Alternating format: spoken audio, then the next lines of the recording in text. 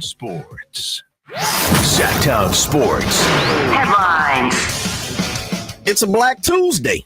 Well, sort of. Following a major collapse on Saturday, the Chargers decided to release their offensive coordinator, Joe Lombardi, and their QB coach, Shane Day, after the Super Wildcard Weekend loss. Head coach Brandon Staley is reportedly returning to the squad next season. Packers QB Aaron Rodgers, he stated today on the Pat McAfee Show that he is not mentally or emotionally at the point to give an update on his decision on whether he'll be back for another season or not.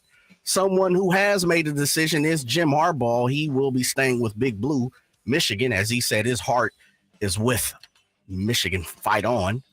As we Euro step over to the NBA, there's 4 games in the NBA on the docket today. The Raptors cross the borderline and slide down to Milwaukee to take on the Bucks. Brooklyn's in Texas to take on the Spurs. We've got a Northwest Division battle between the Blazers and T-Wolves. And Philly is still in L.A. after taking on the Lakers 2 nights ago. This time they'll take on the Clippers at the Crypt. The Kings, they're not in action today, but their win over the Rockets Friday did produce a scuffle between the two teams. The league announced today the suspensions and fines. The Kings lucked out on suspensions, as only Jalen Green and Jashawn Tate of the Rockets, they saw a 1-game suspension next to their name. They received the suspension for leaving the bench area. Malik Monk, he'll see his upcoming check a bit slimmer, though. He was fined for $25K for his actions, as did the Rockets' Garrison Matthews. He was fined $35K for initiating the conflict. Those are your Sac Sports 1140 headlines. I'm Jay Johnson. It's 3 p.m., which means it's time for the Cowboys and Ramie Show. It's coming up next. Not the boring, generic milquetoast stuff coming from the network in Connecticut. I describe him as the best, obviously. Cattles. He throws it out there, speaks his mind. That's cool. And Ramie. He's supposed to make people laugh. He's just an expert at it. Cattles and Ramie. Live and local in the afternoon. Sactown Sports.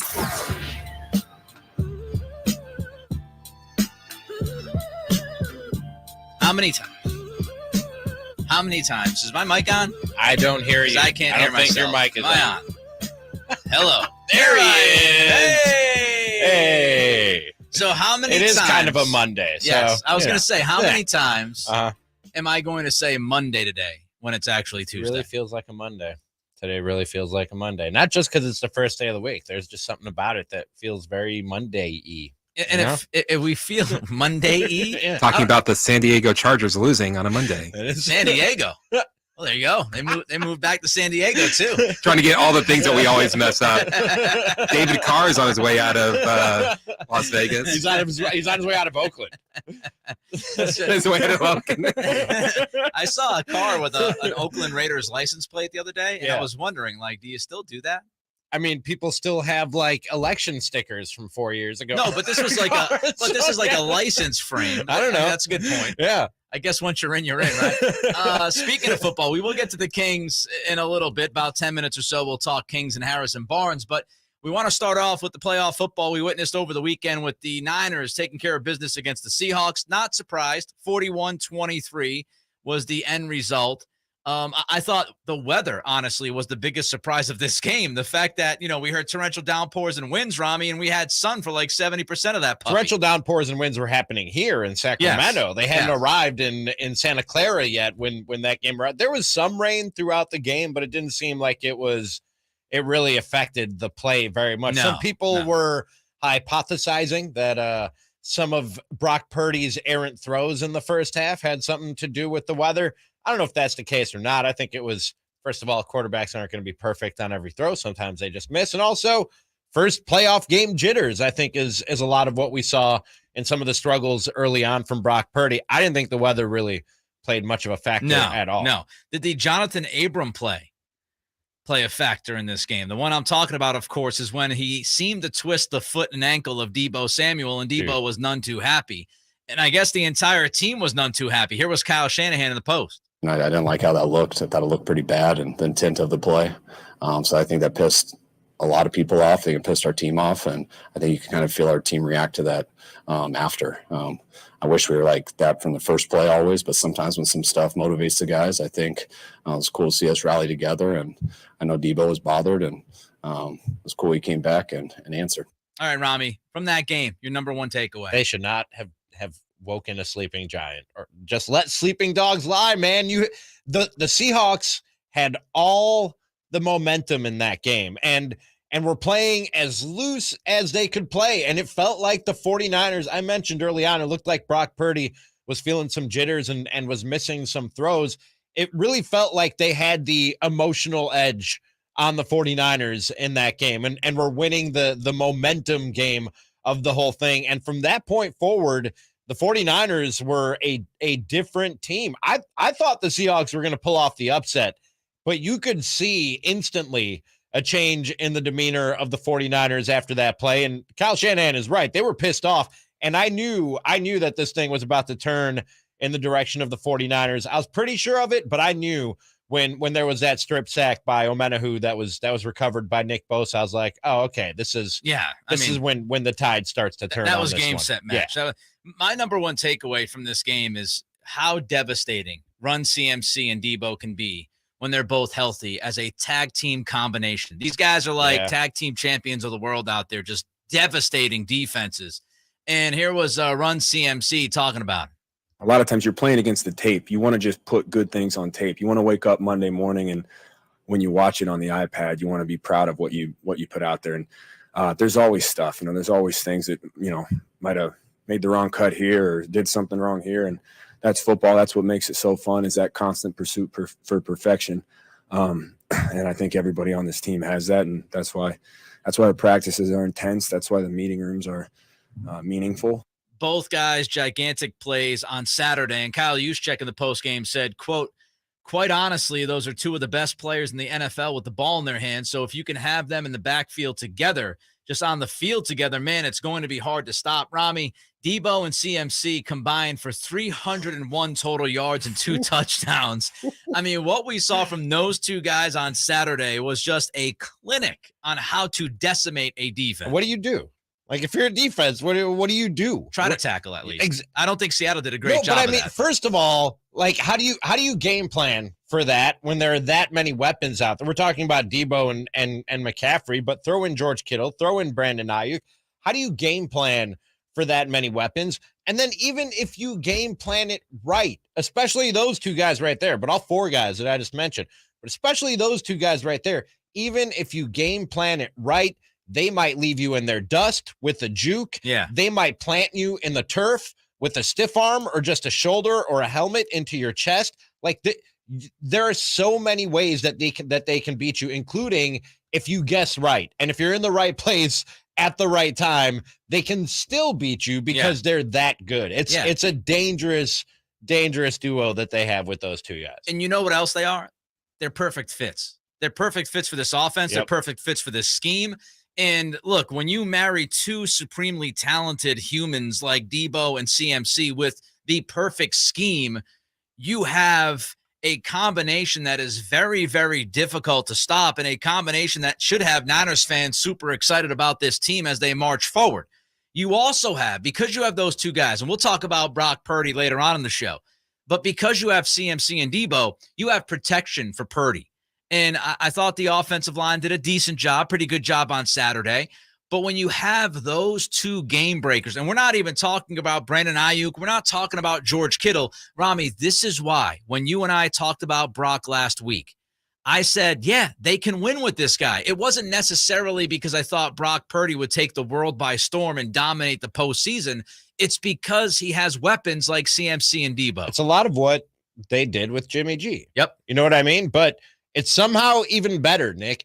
And I don't know if that's a side effect of Christian McCaffrey just getting comfortable in the offense, and so his role naturally growing. Like, maybe they would have gotten here with Jimmy Garoppolo, but yeah, it's very much what they were doing, and it's what Kyle Shanahan does. I don't know if it would have looked much different with Trey Lance, to be honest with you, other than the element of the running quarterback, but his whole thing is yards after the catch and they scout very much to get him guys that fit that system of just get the ball out quick and get it in the hands of guys that can make things happen in space when they have the ball in their hands. And those 2 guys right at the top of the list, like Juszczyk said, not just for the 49ers, in the entire NFL in terms of what they can do Yeah. when they get the ball in their hands and just a little bit of space to work with and just make people look foolish. They're game changers. I mean, you can go back. When you're in the postseason, all it takes is one big play, one playmaker to make a play and impact the game that completely flips it on its side. And you see that over and over and over again in the playoffs. And the Niners have so many of those guys that can do that can break your back. You think you have it all figured out. You think you have them schemed up. You think you know how to slow them down or limit them. And then boom, all of a sudden, one big play from CMC or Debo, you look up, you're down by 7, you're down by 10, you're down by 14, whatever it is. Right. You have that game changer that can flip the game. That in game a second. was neck and neck. Yes. And back and forth. And then all of a sudden, you turn around. I was making brunch, Nick. I was making a delicious brunch while I was watching that football game. And I was tending to something on the stove. I had to rewind because that game turned so fast. Yeah. I was like, how did that just happen? I had to rewatch it and see how they increased that lead with the speed that they did. And they can do that, man. And the thing is, like, usually to do that, you need the deep strikes, right? You need the Justin Jefferson 40-yard bomb, or you need the Tyreek Hill 50-yard. Like, the quarterback has to put it through the air for like 30, 40 yards. With the 49ers, they can change the game on a dime with a dink and a dunk because these guys get the ball and they can do anything with it from anywhere on the field. Yeah, I mean, that Debo 74-yard touchdown was a 9-yard pass. Yeah. He was wide open. And it's like, just take it the rest of the way, Debo. And he does right down the sidelines. A 9-yard simple kind of slant route turns into a 74-yard touchdown. I also thought for sure, as you just mentioned, Ramie, this was a tale of two halves. And I thought Kyle Shanahan, I tweeted this at halftime at Nick C Radio, at Ramie is tweeting, Ramie is tweeting. That's me. I tweeted at halftime of the game, like, start running the football more, Kyle. Like, CMC had 5 carries in the first half. They ran the football more in the second half. That second half possession for the offense, they ran 10 out of 13 plays. They ran the football, and that kind of swung this game as well. But do you think the game turns the way it does if not for that dirty play? And I think so. You do? I think so. I just think San Francisco was the more talented team. I mean, they were almost a 10-point favorite going in. Right. This wasn't shocking to me. Did it add a little bit of fire? I would say yes, but I think we probably see the same outcome. I don't want to give all the credit to Jonathan Abram, okay? I know turning into a Kurt Angle out there. I know the 49ers are the better team, and you're right. It very well could have turned at any moment. But what I was thinking in the back of my head, remember last week, Nick, I said going into this game, they might just be due for a loss just because it's the NFL, and stringing together 3 wins in a row is tough to do, much less 11, 12, 13, 14, which they're going to have to do if they win a Super Bowl. I was just watching that game and watching the way it was going. Like I said, the momentum and the emotion being so much on Seattle's side and thinking this might just be the loss that they're due for here sometime soon. You know what I mean? Yeah, they also did a much, much better job against Kenneth Walker in the second half. I was concerned. I tweeted as well, like if Walker keeps doing what he's doing here in the first half, this is going to be a tight game. And then they put the clamps on Walker. It was game, set, match. 916-339-1140 is the text line. The phone number is 1-800-920-1140. Want your thoughts on Niners, Seahawks. Just a nice second half, a great second half for the Niners. Again, it's 916-339-1140. Text line 1-800-920-1140. Phone lines are open for you. We'll get your Seahawks Niners reaction. Also, the Kings have had a clear number 3 option lately. We'll discuss that option in 90 seconds. The only place you'll find Keegan Murray is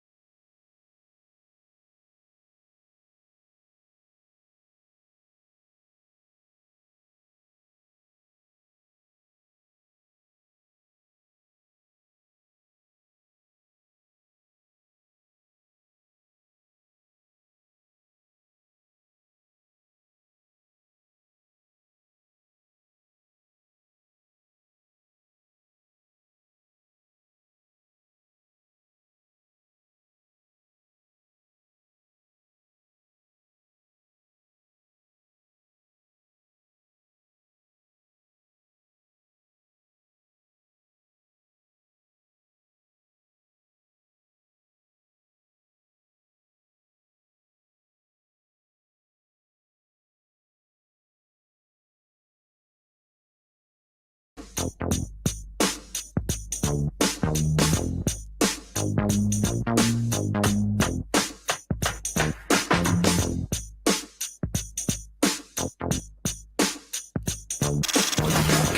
and Ramie. Cattles and Ramie.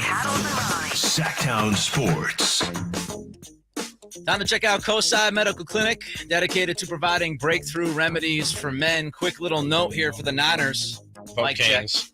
Vote Kings. Mic check one. Mic check one. Sorry, vote Kings. Rand Carthon has a new job. How about that? Carthon has been hired as the new general manager of the Tennessee Titans, which means the Niners are losing a brain from the front office, but they're gaining, Ramie, a third-round compensatory draft pick. And between that and probably losing D'Amico Ryans to an NFL head coaching job, there should be a few draft picks coming the 49ers' way. So, never easy to lose coaches, but they're going to need to replenish talent. So it's good news, bad news. We'll get your thoughts on the Niners. I see some of you, Enrique, saying go 49ers, youtube.com, Sactown Sports 1140. Tony Dogg's telling us Brock is the best NFL quarterback since he started, so you have that. I don't know if I'd go that far, but statistically, I'm sure you could build some battles. So Tony's pumped and jacked as he should be. Go 49ers, woohoo. And Colin Ward joins Ramie saying, vote Kings, all in caps. Vote Kings. Again, youtube.com, Sactown Sports 1140. Don't forget to like us, give us the big thumbs up. Little effort from you helps us punch that algorithm right in the face from YouTube and gets more eyeballs on the product, which is always a good thing. Let's shift gears to the Kings, Ramie. HB against San Antonio on Sunday. I was out at an establishment on Sunday watching this game with Kelly. I had a lot of fun. Oh, you did find an establishment? Yeah, but we kind of changed gears. I don't want to get down that track. We decided to stay closer to home because storms hit. The dog freaked out. So gotcha. We did not go towards Midtown where the group text was happening on Sunday between all of us. But I have that for future reference. That's a good thing. HB against the Spurs, 29 points. He shot 8 of 11 from the field, 4 of 6 from 3. Here's Mike Brown. HB was good for us too. Anytime I play a guy 39 minutes, it makes me cringe a little bit.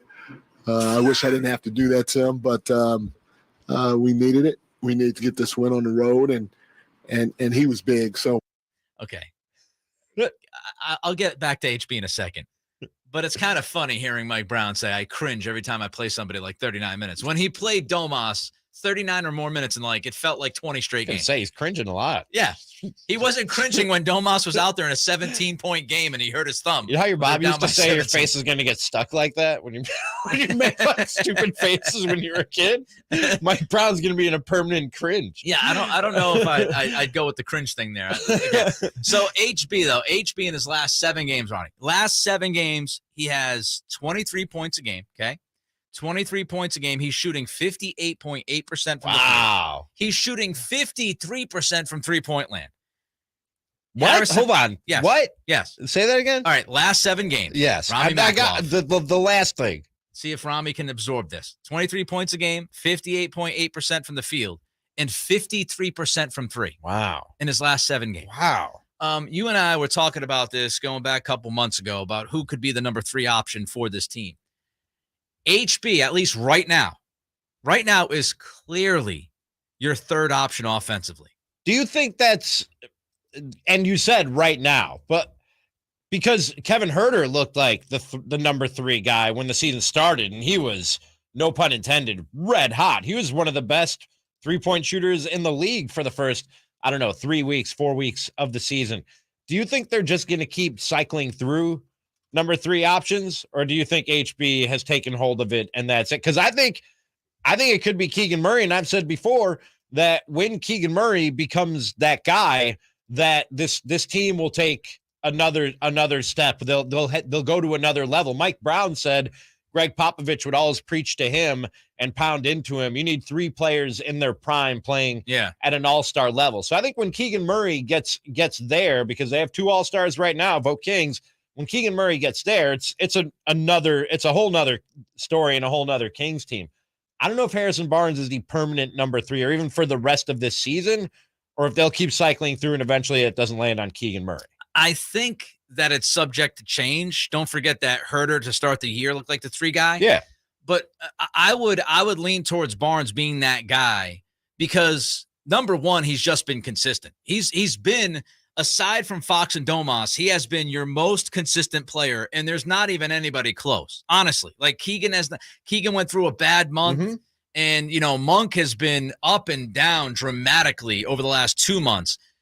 HB has been that steady dude. After the first 2 weeks of this season, he has been steady. You can go back to November, and like 90% of the games, 95% of the games, he's scoring in double digits. And I would also say the reason why I would have him ahead of Keegan right now, it's not because I think Keegan can't get there. I just think right now, Keegan, he does not have that diversified portfolio offensively that he needs to be the third guy. Like HB can kill you from three. Again, shooting 53%. Again, I think he's not going to do that. Like when Herter was shooting 60% to begin the year, Harrison will come back down to earth, but he's still going to be able to shoot 40% from three, 38, 39% from three. And he also can drive. He can take you off the dribble a little bit. He does better in transition than Keegan does. I think he's a better all-around offensive player right now, and Keegan might end up getting there. But HB, I'll tell you, I'm fine. I am fine with him being the third option if he continues to be this aggressive and he continues to score the ball and be efficient.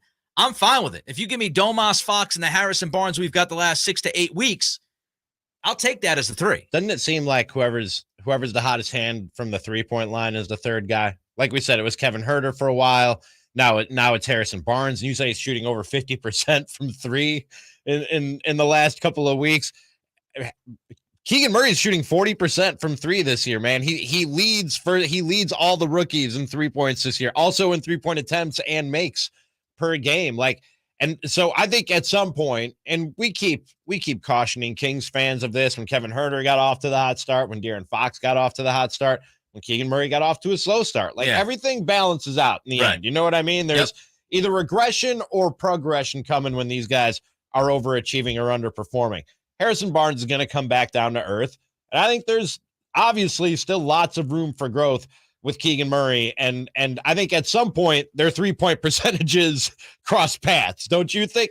He doesn't have the diverse scoring portfolio. Like you said, he needs to work on his mid-range game and his work around the paint. But I could very easily see Keegan Murray ending up being the number 3 option. And maybe it comes back to Harrison Barnes, and maybe it goes back to Kevin Herter. I don't know if Harrison Barnes is permanently the number 3 option for this team. I don't think HB is as good of a 3-point shooter as Keegan is. He is. But 50%?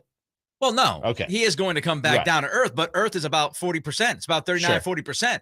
Keegan, as an NBA player, he's been hot lately too. I would say he's probably going to finish around 40% as well. So they're pretty similar when it comes to shooting threes. I just think that Harrison has more at his disposal, which is a good thing, because what this does do, Ramie, is that it allows you to develop Keegan at a good pace. You don't need to have Keegan give you 25. You're not desperate in getting Keegan up to that level right now because HB has solidified himself. So let Keegan mature and grow at his pace. And hopefully by the end of the year, you can say, well, now Keegan's doing a little bit more offensively. And then next year he's doing a little bit more offensively. I think this is a absolutely perfect scenario for the Kings. By the way, all guests on the show come to you from the Folsom Lake Honda hotline. Folsom Lake Honda, your one-stop Honda shop. Which NFL head coaches were exposed this weekend? We'll call them out coming up next. Cattles and Ramie. Sactown Sports.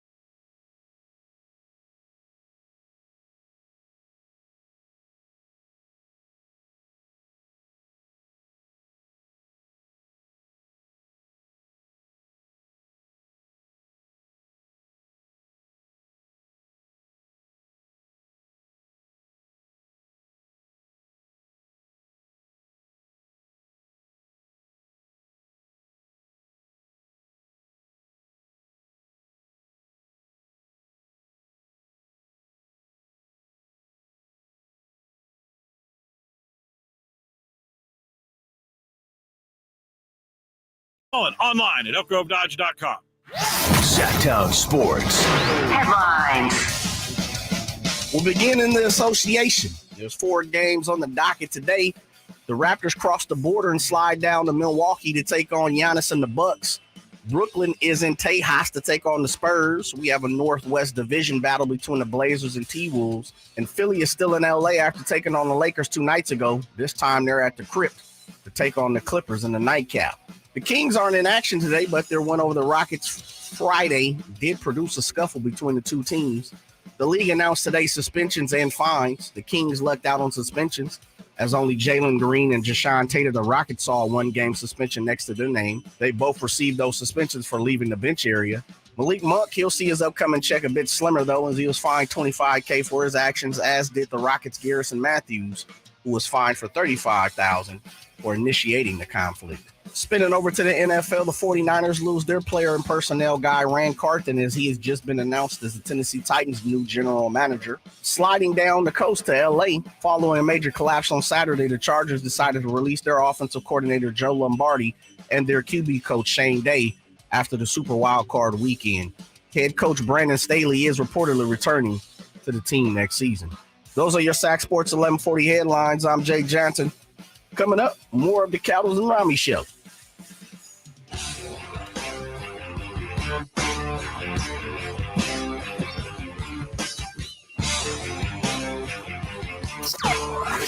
Your afternoon home for Kings talk and more. This is Cattles and Ramie on Sactown Sports.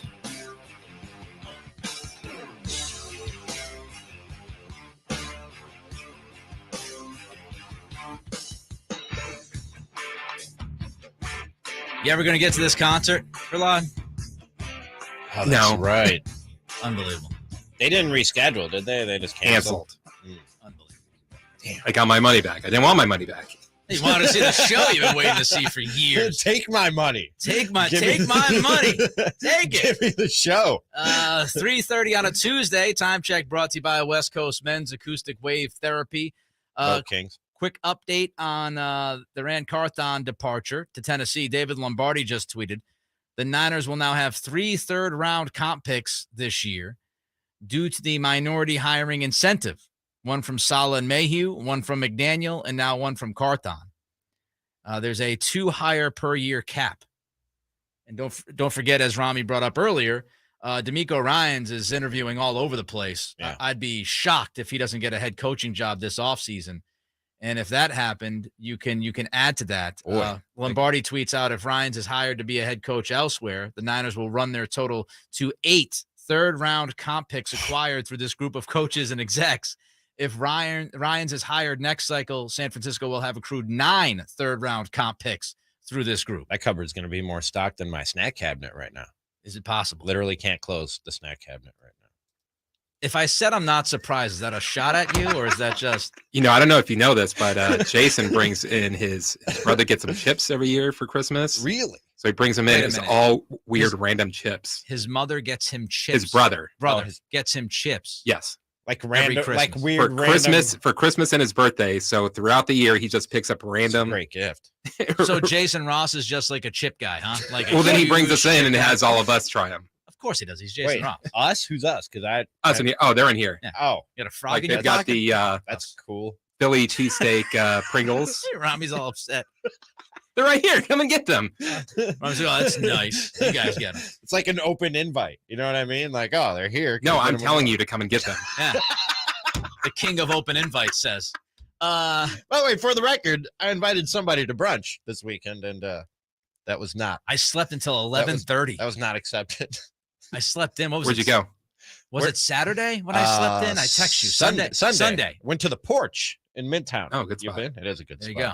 He's hoping for free food next time he walks No, in. he asked me where I went. I told him where I went. Did you hear that? I mean, I will say Midtown is chock full of great brunch spots. Oh, yeah. I've been to a couple. I won't name them all. I don't care. Name them all. Go crazy. Cafeteria $15.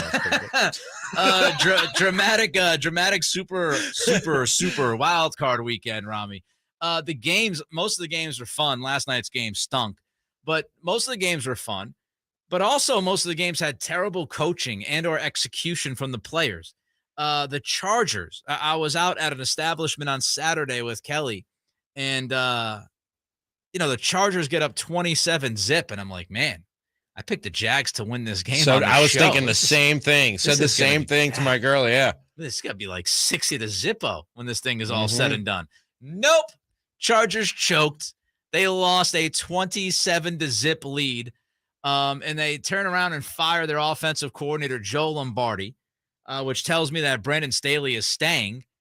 The Mike Williams decision. Now, I'm not going to tell you the Mike Williams decision cost you a 27-point lead. However, I would say you needed just a couple of more plays in that game, and you have to imagine Mike Williams would have given you a much better opportunity at making those plays. 1 or 2 plays. I think you count on 1 or 2 plays for Mike Williams in a game.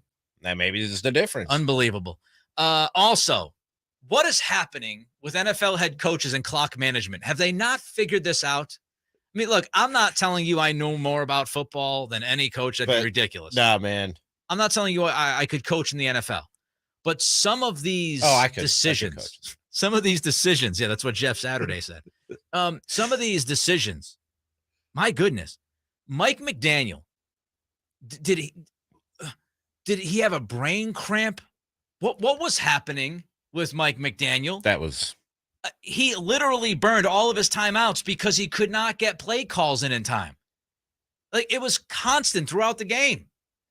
You've got your he was third-string quarterback. He was working with this third-string quarterback, so maybe the communication isn't. But that's why you should get it in quicker. You should be like, all right, we got the third string. Like Kyle Shanahan, when they had Brock Purdy in the game, he wasn't messing around. Like, get the play call in, Mike. What are you doing? The 4th and 1. That was one of the most egregious things I've ever seen. It's 4th and 1. Yeah, you can't. You're near midfield. You can't. You can't have a delay. I mean, that's the game's like on the line. That and a sack are the only 2 things you can't have happen on that play right there. And it was clear that McDaniel had no idea what he wanted to call, because the reason why they got the delay of game after, again, spending timeouts over and over and over again to save themselves from delay of games throughout. The reason why you know that it was McDaniel not understanding what he wanted to do in that instance is because there were subs running into the huddle with 10 seconds left on the play clock, which means he's literally changing his personnel package. Yeah. So he's on the sidelines like 15, 14, 13, 12. And then he's like, all right, we're going to run this with like 12 seconds left on the play clock. Once I saw the guys running to the huddle with 10 seconds left, I'm like, there's no way they get this snap off. That is so egregious. Do you think that I don't think that happens if it's Tua. And I'm not blaming Skylar Thompson. I'm just saying I don't think that happens if it's Tua. I think Mike McDaniel is much more decisive. I think the line of communication is much more clear. I don't know, man. And concise. If the subs are running in with 10 seconds left, I don't even think Tua would. I don't think Tom Brady would be able to get that snap off. Yeah, I just don't know. I think, like I said, I think McDaniel's a little more decisive if he has his guy. Because think about it. Like, you send the personnel package in, 10 seconds or so left on the play clock. You now have to relate the play call in the huddle. Then you've got to get to the line of scrimmage and line up. Everybody has to be set. Is there a man in motion for this play call? All of that has to operate within 10 seconds. It's impossible. Impossible. What happened? Here was what McDaniel had to say after the game. It happens. It shouldn't happen as much as it did. And then the last one in particular had to do with whether it was officials or coaching. There was some communication that we'd gotten the first down. So then we were deploying a group of players for the 1st and 10 call, and then it was articulated that no, it was 4th down. So that miscommunication. That's the first time I've heard that. If it's coming from upstairs, you have to ask the officials. You have to make sure you're right on the field. What do the chains say, Mike? Yeah. Does the chain say 4th down? Again, antiquated system, which is ridiculous. But they're also all posted all over the stadium. Yes. It probably says the down and distance. So, yeah, that's not even really an excuse. But, I mean, that kind of explains it, but even that's not really an excuse. And then John Harbaugh.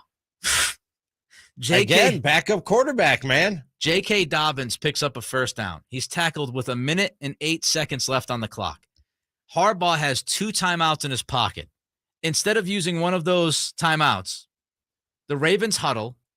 and they did not snap the ball until 33 seconds left in the game. They blew 35 seconds. 35 I just did that quick math right seconds. now. Yep. Here was Harbaugh.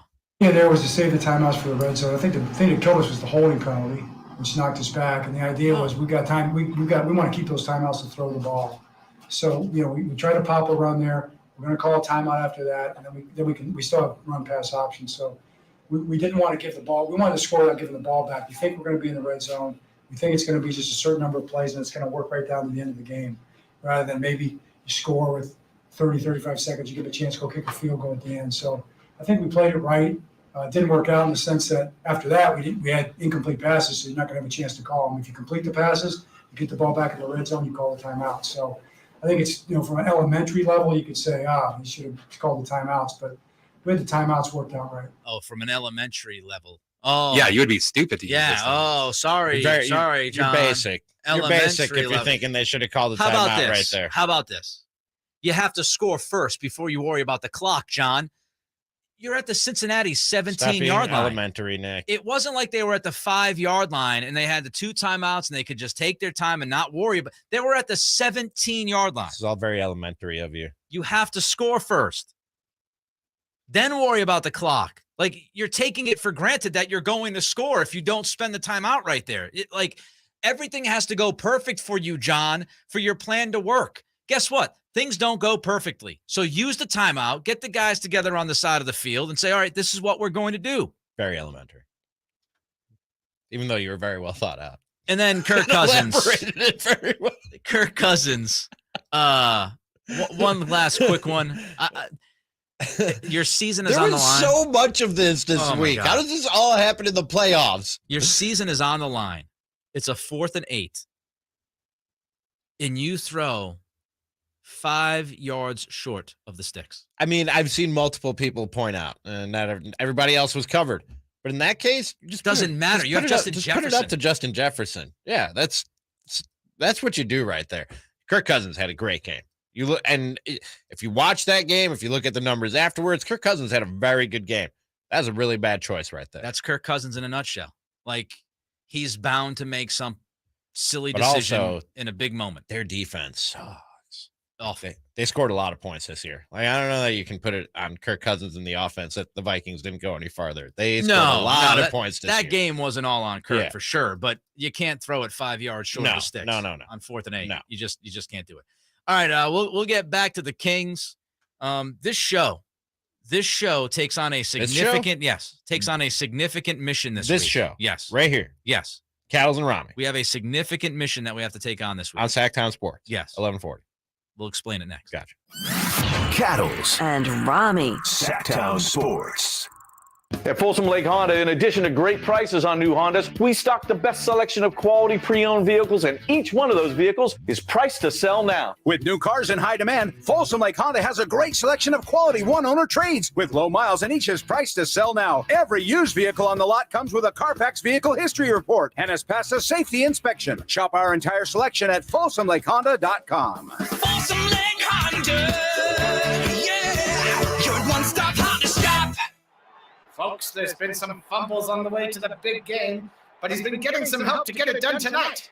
Here's the throw. And he's off to the races. He might go all the way. He's at the 30, the 20, the 10, touchdown. He did it, folks. He did it. Regain and optimize your sexual performance, drug-free and surgery-free. The GainsWave treatment will help you get that bedroom touchdown. See what Dr. Dan Botha and his team at Gains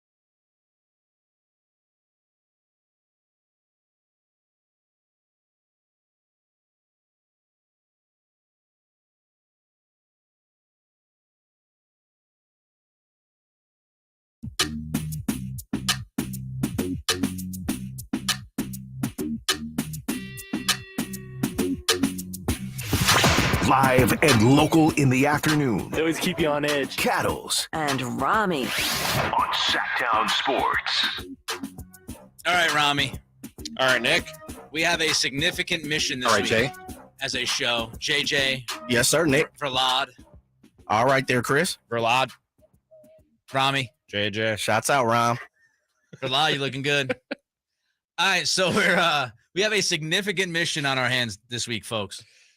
I've talked about the Cattles curse. Now, if you're just joining us, if you're new to the show, we have figured out that this staff, when they go to Kings games, overall have done a really good job bringing back dubs. I just, in general, bring dubs everywhere I go. Not true. Right. But I get wins as long as Trey Lyles is in the game. Okay, so it's a Trey Lyles thing. Verlad's still trying to be Lyles' guy. We're working on it. Get him the man purse, the Louis Vuitton, the fur coat. I'd sell that too. The walk into the building, we can tell. I might even put a voice on for it. Me and Trey Lyles coming this way. I would love if Verlad was Trey Lyles' hype man. That'd be the greatest turn in the history of this show. All right, so we got JJ's Juju, we got Verlad's Voodoo, we got Makloff's Magic, and unfortunately, yes, we have the Cattles curse. So I'm going to the game on Friday night. We need to break this curse. Okay. The Kings have not won a game when I step foot in that building. When I walk into the Golden One Center, they lose. haven't won. They haven't won. They haven't won a game yet. They haven't won. All right. And Friday night they go to OKC. Kelly and I are planning on going. All right. So we need to break this curse. And so here's my thought. Starting tomorrow, I need something from each of you. I need you guys to bring in some kind of good luck charm, some kind of King's good luck charm. I want one piece, one item from each of you. Okay. And what we will do is we will gather these items on Friday. You want a little of the magic? Yes. A little of the juju? A little bit of the magic, a little bit of the juju. A little bit of the voodoo? A little bit of the voodoo. Okay. And we're going to put all these three items together on Friday during the show. Can you mix magic, juju, and voodoo? We're going to try, Ronnie. Is that a dangerous combo? We're going to try. Put it all on one person in one place? It's a lot. It's a lot. It's a lot of power we're dealing with. I feel like we need a lot of power to turn around my curse. As Spider-Man said, or was said in Spider-Man, with That's great how- power comes great responsibility. Yes, Nick. but this is how dark and deep this curse is. Okay. We have to break it. So starting tomorrow, we will have each person on the show bring in a King's item. And I will take those three items to the game on Friday night in an attempt to break the curse. And I would also ask the listeners, we need all the good vibes we can get this week. We got to break this curse together. This is not just a me thing. This now goes beyond. We all have to. It's a we together. thing. It's a we thing. That's right. Not just a me thing. It's a we It's a thing. we thing. So we need you. We need you to help us. And we need three items from each of you, three individuals, to try to break this thing on Friday If night. this doesn't work, do we just I'm afraid. Do we just ban you from Golden One Center? We might have to go to that extent. Do we just keep you out of the arena in general? We might have to. Okay. We might have to just ban me from Golden One. All right. So that's the mission this week. Okay. And then on Friday we will collect all three, and then I will bring them to the game. And if it works, we have broken the curse. If it doesn't, we got to figure something else out. All right. Maybe just banning me, as you For said. your sake, I hope that we can reverse the curse. Bring a W home so you can keep going to Kings games. I hope so. I'm also afraid of what items you guys are going to bring in, because I don't know. I don't know what you're going to bring in. I don't know if I got to carry these things around, whatever they are. I'm gonna make sure it's miniature, small. Okay. Oh, you are? Yeah. You're bringing. Ramie's bringing in a sandwich board. This is my lucky wheelbarrow.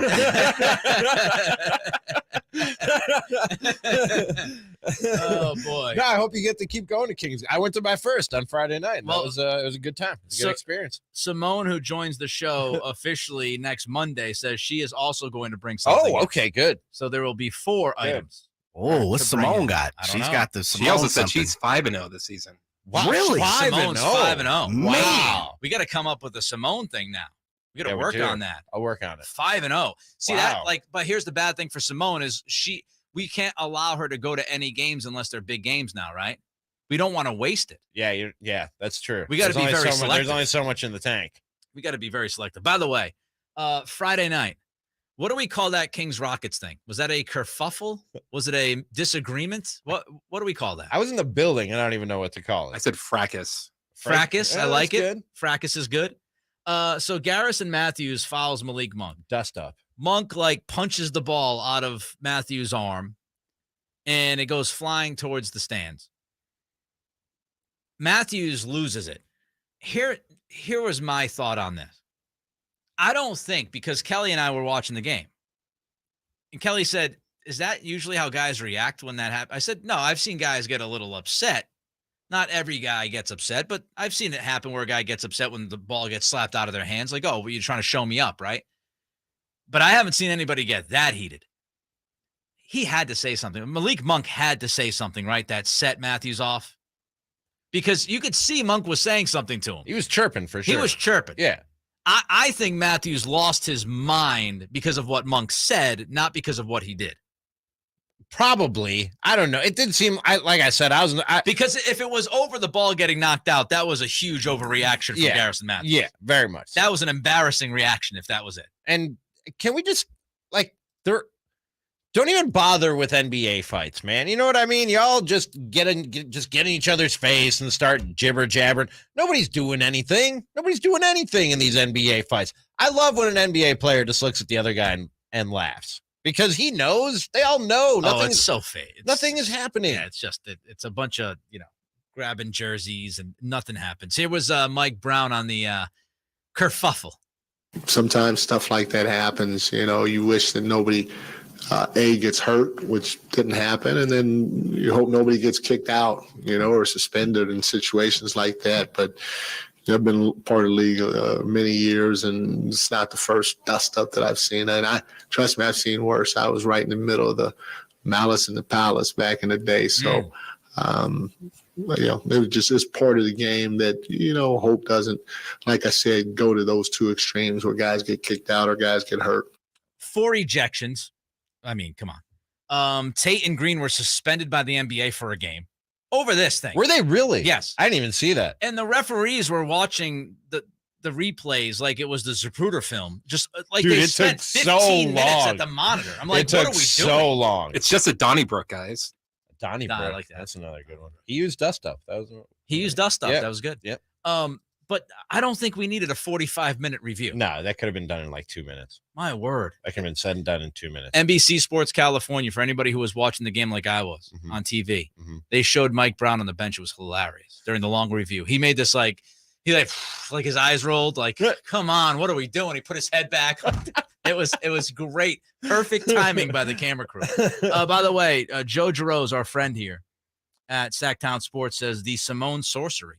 Ooh, that's good. That's good. I like it. I like it. Verlad's voodoo, JJ's juju. Start getting hard to keep Ramie's up. magic. Makloff magic. See you already. Makloff magic. Yeah. See? Simone's sorcery and the cattle's curse. Okay. So when we spin the frown upside down, so to say, for you, what are we going with the C? We'll figure it out. Yeah, we have to change it from curse. Yeah. I don't want to start thinking about that before it happens. Don't put the card in front of the horse. Cart Okay. before the horse, JJ. Slow Come down. on, everyone. We got to be a little patient. Pump it back a little bit. All right, coming up, forget All-Stars. Should Domas be considered in the MVP race? Cattles and Ramie. Sactown Sports. For your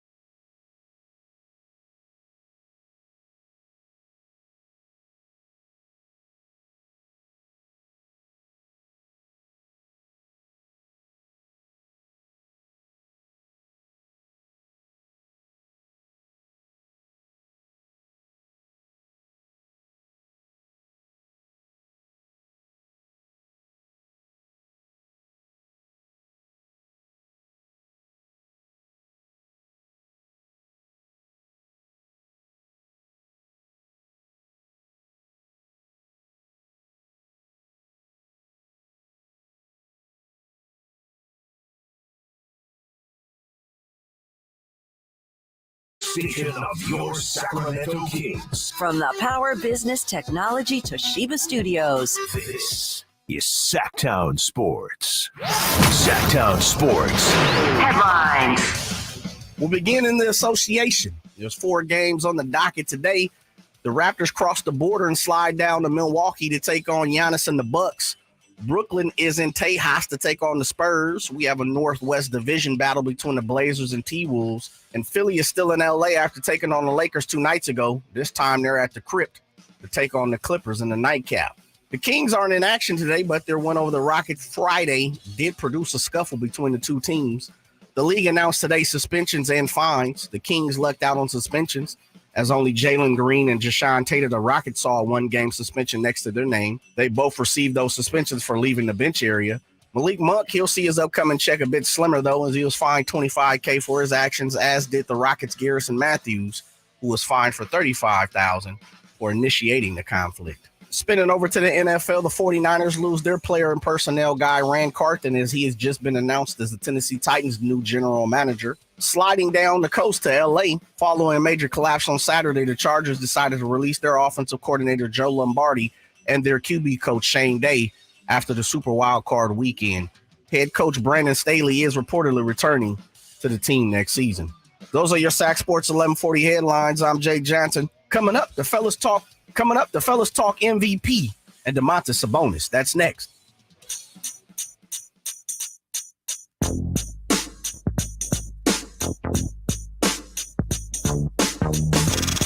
Cattles and Ramie. Cattles and Ramie. Sactown Sports. So Domas, Ramie, was named the Western Conference Player of the Week for last week. Of course, on Friday, he just was absurd with 19, 15, and 16. And by the way, he missed like 4 or 5 bunnies. He could have had 25 to 30 points. Mm-hmm. I'm not going to nitpick when you go 19, 15, and 16 for a win, but he could have been even better on Friday night. The Kings were 4-0 during the week. For Domas, he averaged 18, 14, and 10, and he shot 52% from the field. At this point, I think it's absurd to entertain the idea of Domas not being an all-star. I've said he's an all-star. Ramie has said he's an all-star. We all feel that he's an all-star. Will he get squeezed out unfairly? We'll have to wait and see. That stuff happens in sports. It'll stink if that's what happens. But JJ Redick was on his podcast, and he was talking about how he had the role of, media voting. So for the first time, he's getting his vote counts for the All-Star game. The first time his vote counts. Here was Redick talking about his decision-making in Domas. But I'm going to make my votes public. So I will, after the 21st, I'll tell everyone who I voted for All-Star starters, not All-Stars, but All-Star starters. Western Conference front court, you get 3 players. At this point in time, Anthony Davis from the Lakers, games missed, probably too much. So it comes down to me as of right now, as of the 16th, it comes down to Jokic, Sabonis, Lauri Markkanen, and LeBron. And Jokic is in. Jokic is getting my vote. Sabonis is getting my vote. He's number 3 in the league in win shares, according to Basketball Reference. And then it gets a little tricky with Lauri Markkanen and LeBron James. So there's JJ Redick. Again, that was his podcast, The Old Man and the 3. If it comes down to LeBron and Lowry, I know Lauri Markkanen's having a great season. Dude, sorry. LeBron can book his trip to Utah. I don't, you know what I mean? I don't think Lowry's getting in over LBJ. No. So there's Redick saying he's in. Redick has Domas as an all-star. No doubt about it. He has him in ahead of Markkanen and LeBron. Mm-hmm. How about that? Mm-hmm. I don't know how many people will have Domas over LeBron, which is why I've said this numbers game is pretty difficult, because to me it will be Domas versus Lauri Markkanen. Right. I would put Domas in, obviously, but that's the decision, and Markkanen's having a really, really good year. So it's not a guarantee. Let's just put it that way. But let's say he's an all-star. We all feel like he's an all-star. Is he part of the MVP conversation at this point? Here was his teammate De'Aaron Fox earlier today on ESPN's NBA Today. All right. You are averaging 19, 12, and 7 this year. The only other guys to do that, they're Wilt, Jokic, the Big O. They're only the ones to do it in NBA history, and 3 of the 4 of them have won MVP. So should the MVP discussion be ramping up over here? Definitely. I think if we keep winning games, there's no doubt that he should definitely be in that discussion. That's, of course, Malika Andrews asking the question, and Fox saying yes. Yes, Domas should be in the MVP conversation. He should be now talked about in that way. Ramie, do you agree? It always makes you mad when I do this. You going to ask me a question? Yeah, kind of. What is really the MVP conversation? When we say is Domas in the MVP, because I remember last year, I'll give you some context to my question. I was on the air elsewhere, and Ja Morant was making that rapid rise and that big leap in his development last year. And people were like, hey, is Ja Morant in the MVP conversation? And it was, in reality, it was a 3-horse race. It was Giannis, it was Embiid, and it was Jason Tatum. Those were the 3 legit MVP candidates. And then Jokic. Jokic was the 3rd guy.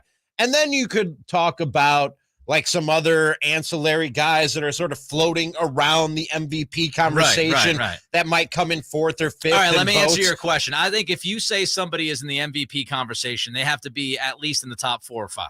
Okay. That to me is legitimately in the conversation. If somebody's like 8th or 9th, if you're listing if you're going to the bench of MVP guys, they ain't the MVP. He's top 5. I think he's legitimately top 5 in the MVP conversation right now. I think that's fair to say. But do I think Domas has a legitimate chance of winning the MVP this year?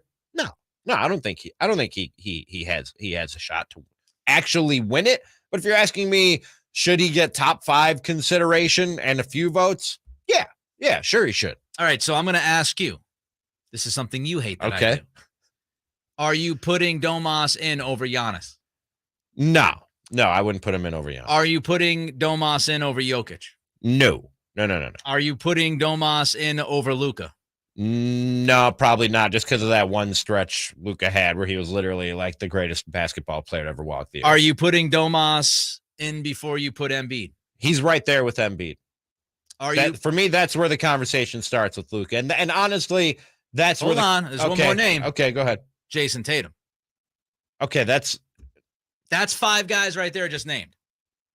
So I think he's right there with Embiid. I think Tatum is ahead of both of those guys, but I think he's right there with Embiid. So he's 5, 6. He's right around there. Can he really win an MVP being the 5th or 6th guy? No.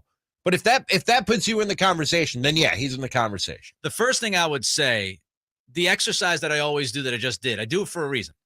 Because people, they just go, oh yeah, of course, without actually looking at it, without telling me who you put in, who you put Domas in before the other names I just gave you. I think that's part of the bubble effect that I talk about. Absolutely. You know what I mean? Absolutely. Where you see this guy every night, you're like, God, he's amazing. He's got to be in the MVP conversation. And it's not, it's why you watch games and you got people like LeBron getting the MVP chance when the Lakers are like 7 games under 500.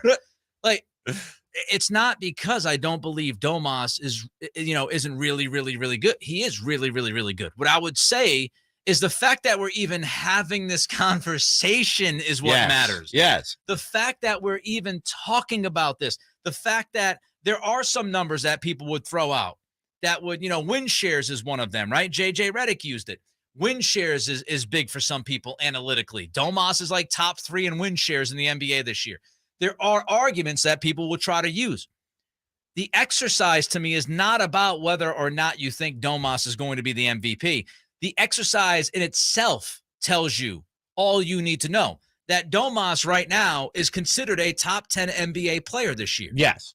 And top 10, solidly in the top 10, I would say. So when you look at guys, like you can go through it all. Giannis, we know the resume, right? Jokic, he's already done it twice. Luka, we know Luka. Embiid, we know Embiid. And Embiid has publicly gone out there and complained about how he hasn't been really in the mix as an MVP, right? So tired of that. And you've got Tatum. And Tatum, obviously, on the team with the best record in the NBA, and he's having a tremendous season. So when you have all of those guys, the easiest pathway, honestly, Ramie, you want to know how Domas could be a legitimate MVP candidate? If the Kings make the jump in the second half of the season, if the Kings are top 2 or 3 seed in the Western Conference, that changes the discussion when things, I think, get for sure. real. I believe in Monty McNair. Because if Domas can if Domas can be on a team that has, say, a top 5 or 6 NBA record, then his case gets that much more, significant. And I think it's tougher to turn him down and turn him away from that. If you've got the Kings as a top 2 or 3 seed in the West with a top 5, 6 NBA record, and he's doing what he's doing right now, and he's top 3 in win shares, and he's giving you triple doubles, and he's a walking double every night. That argument, that debate gets much stronger for Domas. For sure. But again, the real conversation for MVP usually comes down to 2, maybe 3 guys. At this point in the season, halfway point of the season, you're maybe talking about 4 legit candidates and guys who could actually bring the award home. Right. Once we get usually to the 4th, 5th, 6th guy, it's like you said, Nick, a really good story and a really good sign and a positive sign that he's even at that point in the discussion, but we're not really talking about legit MVP candidates once we get to the 4th, 5th, 6th guy. What I'm very protective of is making sure that as we move through this season and the Kings exceed expectations, not to lose our collective minds. People don't get carried away. Like we have to. What were your preseason expectations for Domas? If I told you Domas would have a chance of making the All-Star team, I think you would take that and run with it. Oh yeah. Now we're talking about, no, he's a bona fide All-Star, and he's a guy that could easily, if this team continues to win, could slide into the legitimate MVP conversation. That exceeds all those expectations. So as this season moves along and it evolves, let's hope they continue to play at this level. Let's hope Domas continues to play at this level. And I would also say one more thing about Domas. And guys are playing with injuries all the time, but we know Domas is playing with a broken freaking thumb. Yeah. That also is something, to me, that checks a box. And not shying away from contact either with that broken thumb. No. Nothing. I don't know if anything will shy Domas away from contact. I don't know if I've seen him with more dunks than I saw on Sunday night in that game against San Antonio. He gets hit in the face and head area at least twice a game. All the time. He leads the league. It's like he has a Macy's Thanksgiving Day parade float head or whatever, like a balloon head. It's just like floating around in the paint, whop, whop, whop, smacking people. I mean, he's smacking him. Damn near 7 feet. I'm sure his head is a large target. He's a big dude. It's proportional. It's just proportional, but it's still a big old head. He's a big guy. Yeah. He's impressive. And I think, again, just the fact that we're having the conversation very cool. Tells you how good he's been and how fun this season has been so far. 4:12, by the way, on a Tuesday, time check brought to you by West Coast Men's Health Acoustic Wave Therapy. Vote Kings. Vote Kings. Is Tom Brady done? We'll have that and more with Jeff Howe coming up in 90 seconds. Join the Sacramento Kings on Thursday, January 20.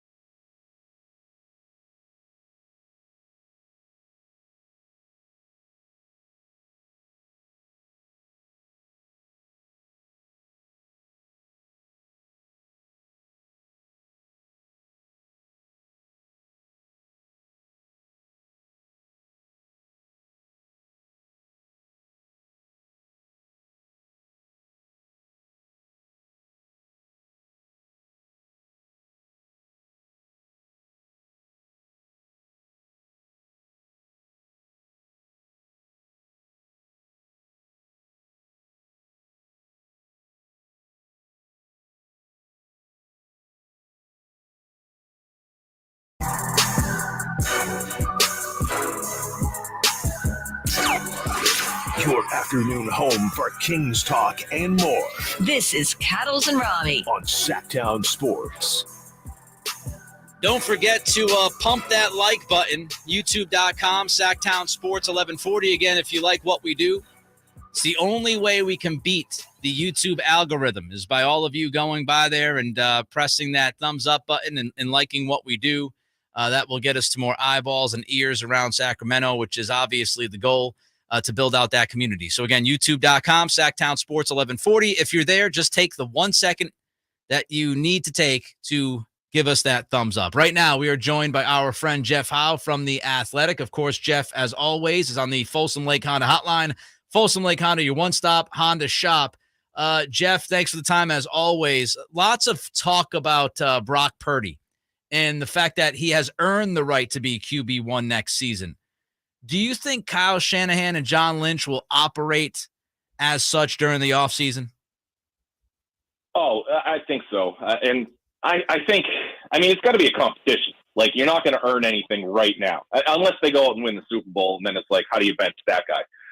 But he's been phenomenal.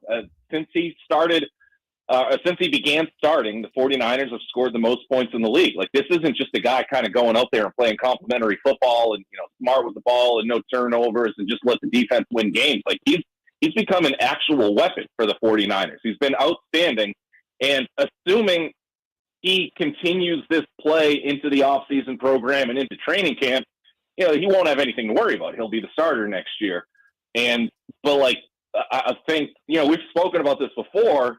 The big thing this does is now the 49ers really just don't have to spend that money on Garoppolo or chase after Brady, because they've got their guy and they've still got Trey Lance, who could be the backup and to see what he could offer. Yeah. Do you think Trey Lance's greatest value to the 49ers, if it plays out the way you're saying, Jeff, is as a backup, or is there some sort of market out there for him to recoup some of what you gave up to draft him?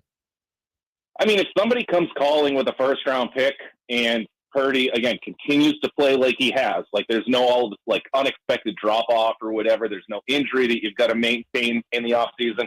Somebody comes with a first-round pick, and I think you owe it to yourself to really see that through. If they don't, the team has been snake bitten with injuries for a few years now. So it's like holding on to him as an insurance policy isn't the worst thing in the world either. Jeff Howe was with us from The Athletic. Jeff, last night, is that the last time we see Tom Brady on an NFL field as QB1? No, I don't think so. I still think that he's not going to go out like that. I kind of tweeted something like that last night, and the response I got was, oh, well, like he fell off the cliff, or like he played awful and it's only going to continue to decline. Now, I'm not absolving Brady from some of the performance this season or last night. He made some bad throws. There were times when he was on the wrong page with some of his receivers, but this was an offensive breakdown over the course of an entire season. I feel like a broken record this season when I say coaching matters. That's as it relates to Tom Brady falling off or the Bucs not producing. That's what it means with like Mac Jones regressing in his second season. It's what it means when Trevor Lawrence takes a huge step forward with Doug Peterson, and it's what it means when Brock Purdy and Jimmy Garoppolo kind of pick up or really one up the guy who went down before them with Kyle Shanahan. When you have good coaching, it makes all the difference in the world.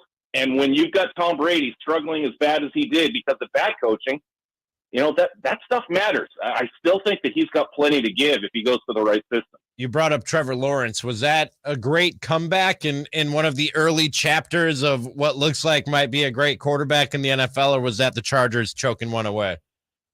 Look, I was there. So it's always a little bit of both. But from the Jaguars' perspective, I've gotten to know this team a little bit over the last few weeks, and watching them this season, you can tell that they play in belief of Trevor Lawrence. And Doug Peterson, I can tell you for a fact, coaches because of his confidence in Trevor Lawrence. The aggressive play calls, going forward on fourth down, or whatever. Go back to that Jets game on Thursday Night Football in the rain when they're throwing the thing fairly well. Instead of dialing it back when Lawrence had some injury issues, like they kept their foot on the gas. And you look at these comebacks. You look at the way that their defense rallies to the ball. Bring all that stuff, that we learned about the Jaguars over the last 10 weeks, and put it on the field Saturday night when things weren't going well. No, the defense wasn't playing well, but they were rallying to the ball. And you could see that this team was still playing with a purpose and a belief. And then just talking to those guys in the locker room after the game, that belief in Trevor Lawrence as a franchise quarterback and as a guy who can get them to come back from a 27-point deficit, it's real. And it's not like a recipe for sustainable success, especially as you get to this point in the playoffs. But that team, they believe in their guy. Jeff Howe is on the Folsom Lake Honda hotline. Folsom Lake Honda, your one-stop Honda shop. We believe in Jeff Howe like they believe in Trevor Lawrence. So, Jeff, are we getting closer to a football world where Lamar Jackson is no longer in Baltimore? I mean, I think it's been realistic for probably a year plus now. I mean, there was some chatter in the league. This wasn't like executives who knew anything, but like watching the situation, watching Tyler Huntley play well down the stretch in 2021, it was like, hey, what if Lamar Jackson continues to have these injury issues? Obviously Tyler Huntley's not as good as Lamar Jackson, but Lamar Jackson was struggling for an extended period of time this season before he basically went down for the year with that knee injury. And I mean, there's a lot of smoke, and the speculation's real. You can put the lighter franchise tag on him for roughly in the ballpark of like $31 million and invite teams to negotiate with him. Yeah. And if they do, and they're willing to give up 2 first-round picks, I mean, if they truly believe that Lamar Jackson can be a franchise quarterback, these other teams, non-Ravens teams, compare 2 first-round picks in a contract to what the Broncos gave up for Russell Wilson and some of these other quarterback trades. I mean, that's not a huge price to pay if you truly need to solve your quarterback situation. I think it's realistic. Oh, sorry, I didn't mean to interrupt, Jeff, but we saw a reaction to the Deshaun Watson contract and all the guarantees in that when it was given to him by the Browns, and owners and front offices around the league not necessarily happy that the Browns would sort of set that precedent. And that's kind of the wrench in things right now when it comes to Lamar Jackson. Do you think the Ravens are under pressure to not cave to Jackson's demands for that huge guarantee that he's looking for? 100%. And this is a tough one because you can see both ways, because that was an outlier, the Deshaun Watson trade. This was a team. I wrote a big story talking to a bunch of people around the league at some point earlier this season, maybe going into week 1, whatever, just on their thoughts about the way that those two situations are related. Now, the Browns were completely out of the Deshaun Watson trade sweepstakes, so they had to do something extreme, and that was to offer him a fully 100% guaranteed contract, the biggest deal in the sports history.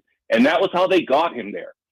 The unique circumstances around that entire situation. Now you bring it to Lamar Jackson, and Lamar, he doesn't have an agent, so he's negotiating on his own, and he has every right in the world to say, I am a better player than Deshaun Watson, and you don't have to worry about any of that off-field stuff that he was carrying with him to Cleveland. So why shouldn't he try to get a 100% guaranteed contract? And then you look at it from the Ravens side and say, you can't compare these two situations. We're not trying to trade for you. You don't have that leverage. Let's bring it down to something closer to Russell Wilson and, some of these other big-time contracts and say, hey, 60% guaranteed is still fair market value. The problem is when you're looking for 100% of the pie and 60% of the pie, that is a canyon of a difference. And it's why the contract negotiations have taken so long. And both sides are within their right to come to the table with those numbers. Jeff, great stuff as always, my friend. From The Athletic, Jeff Howe. Love catching up with you. We'll do so again next week. Thanks, Jeff. Appreciate you guys. Have a good one. You too. There goes Jeff Howe on the Folsom Lake Honda hotline. Folsom Lake Honda, your one-stop Honda shop. And I said all offseason, Ramie. I mean, even before you got here, when this stuff started, that this was the most overlooked gigantic story in the NFL the entire offseason.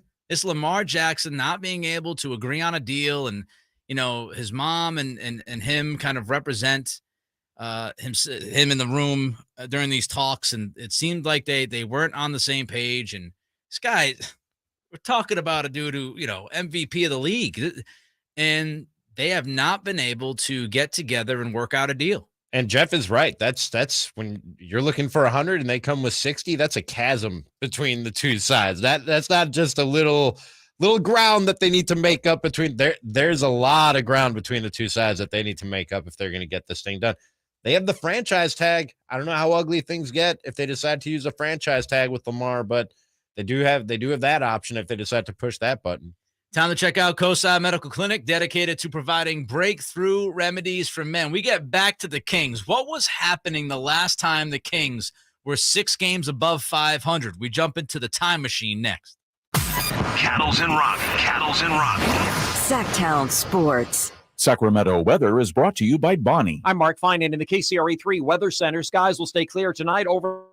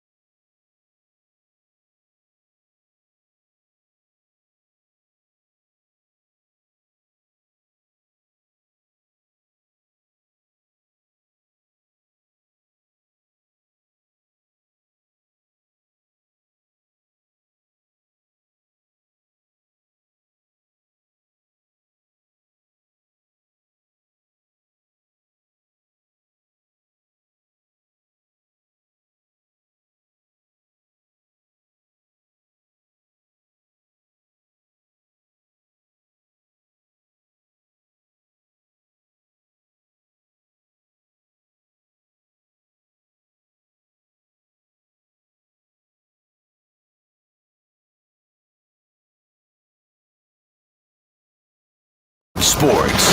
Headlines. There's 4 games on the docket today. The Raptors cross the border and slide down to Milwaukee to take on Giannis and the Bucks. Brooklyn is in Tejas to take on the Spurs. We have a Northwest Division battle between the Blazers and T-Wolves. And Philly is still in L.A. after taking on the Lakers 2 nights ago. This time they're at the Crypt to take on the Clippers in the nightcap. The Kings aren't in action today, but their win over the Rockets Friday did produce a scuffle between the two teams. The league announced today suspensions and fines. The Kings lucked out on suspensions, as only Jalen Green and Jashawn Tatum, the Rockets, saw a 1-game suspension next to their name. They both received those suspensions for leaving the bench area. Malik Monk, he'll see his upcoming check a bit slimmer, though, as he was fined $25,000 for his actions, as did the Rockets' Garrison Matthews, who was fined for $35,000 for initiating the conflict. Spinning over to the NFL, the 49ers lose their player and personnel guy, Rand Carthen, as he has just been announced as the Tennessee Titans' new general manager. Sliding down the coast to L.A., following a major collapse on Saturday, the Chargers decided to release their offensive coordinator, Joe Lombardi, and their QB coach, Shane Day, after the Super Wild Card weekend. Head coach Brandon Staley is reportedly returning to the team next season. Those are your Sac Sports 1140 headlines. I'm Jay Johnson. Coming up, more of the Cattles and Ramie Show.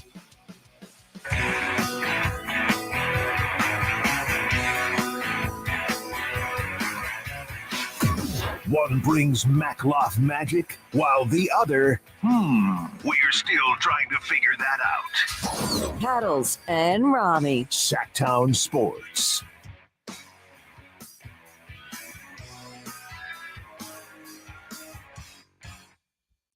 All right, so everybody knows the mission. Kelly and I are scheduled to go to the game on Friday night at Golden One against Oklahoma City. Mm-hmm. And I'm trying to break the Cattles curse. Each person involved with this program will be bringing in some kind of King's good luck charm. So the next 3 days, will be Verlad, JJ, Ramie, and Simone, Simone's joining the show officially next Monday. But Simone is also going to bring in a King's good luck charm, a King's item. And I'm going to take all 4 of these items to the game on Friday night. If they don't let me in, by the way, because that's possible.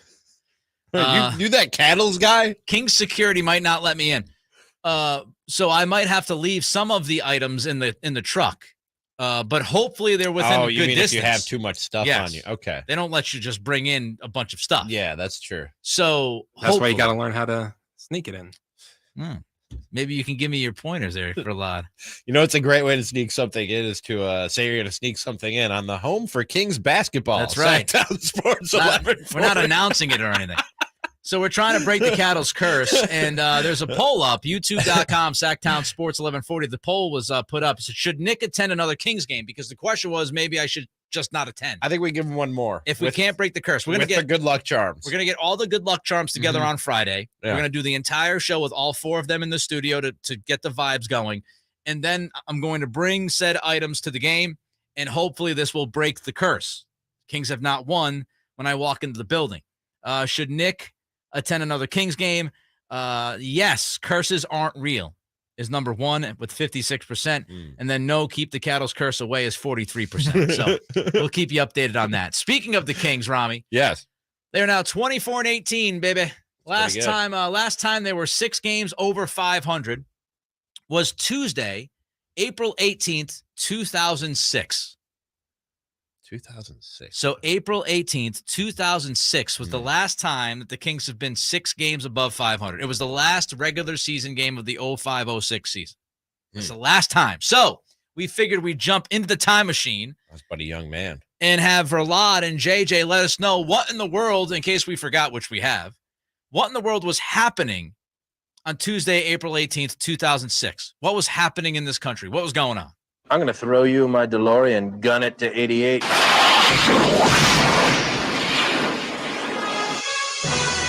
Oh. Going back to 2006, Ramie. Going all the way back. I graduated college a couple of years ago. I had just turned 21. I'm still roaring in my early 20s. All right, so we go back. We are Sitting here on Tuesday, April 18th, 2006 for Loud. What's going around? What's going on around us right now? 2006. What do you guys think was the most sold cell phone in 2006? Sold cell phone. I'm guessing it was some kind of Motorola track phone. Oh no, you know what? I can't give you like multiple I answers got here. this one too, like right off You the got it jump. immediately. Yeah. Really? BlackBerry.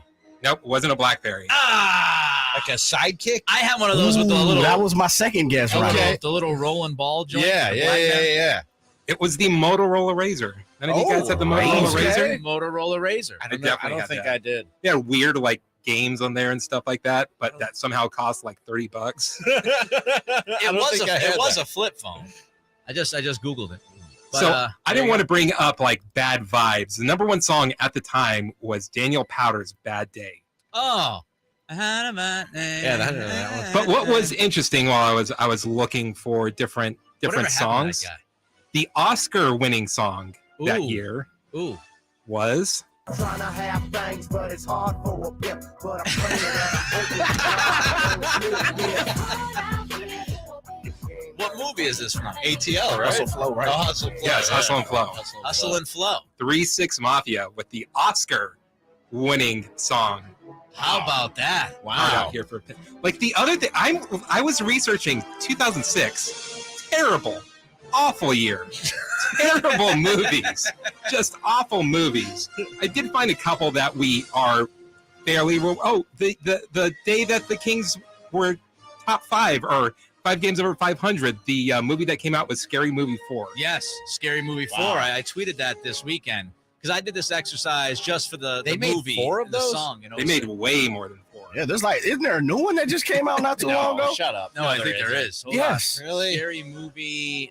Are the Wayans still involved? I don't know. I think maybe 4 is when they might have stopped. Okay. 5. I've got 5. There was a Scary Movie 5 in 2013 that came out.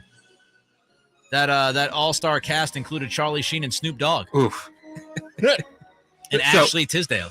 So there was a movie I think we all agreed on was a great movie and Also saw won it an a bunch of Oscar. times, and that would be. I got a message for all of them. Ready?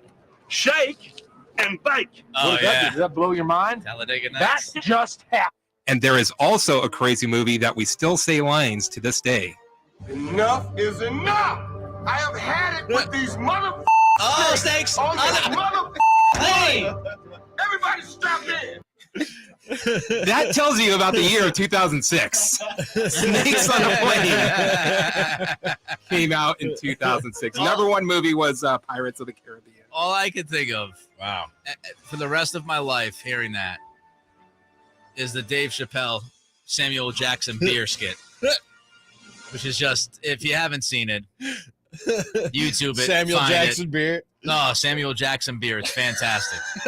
It is absolutely. You've never seen that? Yeah, of course. Oh, okay. I was gonna say. I was shocked. I was No, like, wait I a minute. Hold on. I could recite it to you, but the No. FCC I was wouldn't gonna allow say. it. Yes. All right. What else? Unfortunately, that season, that was also the last time the Kings were in the playoffs. Oh. Do you guys have any idea who the starters were for that final game in the playoffs when they lost to the Spurs? Oh, jeez. Do you name any of the Kings? Nope, he was gone.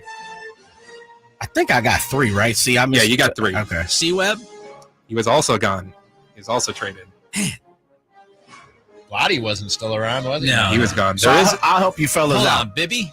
Mike Bibby. He was the guy Oh. from the 0-2 series that was basically left.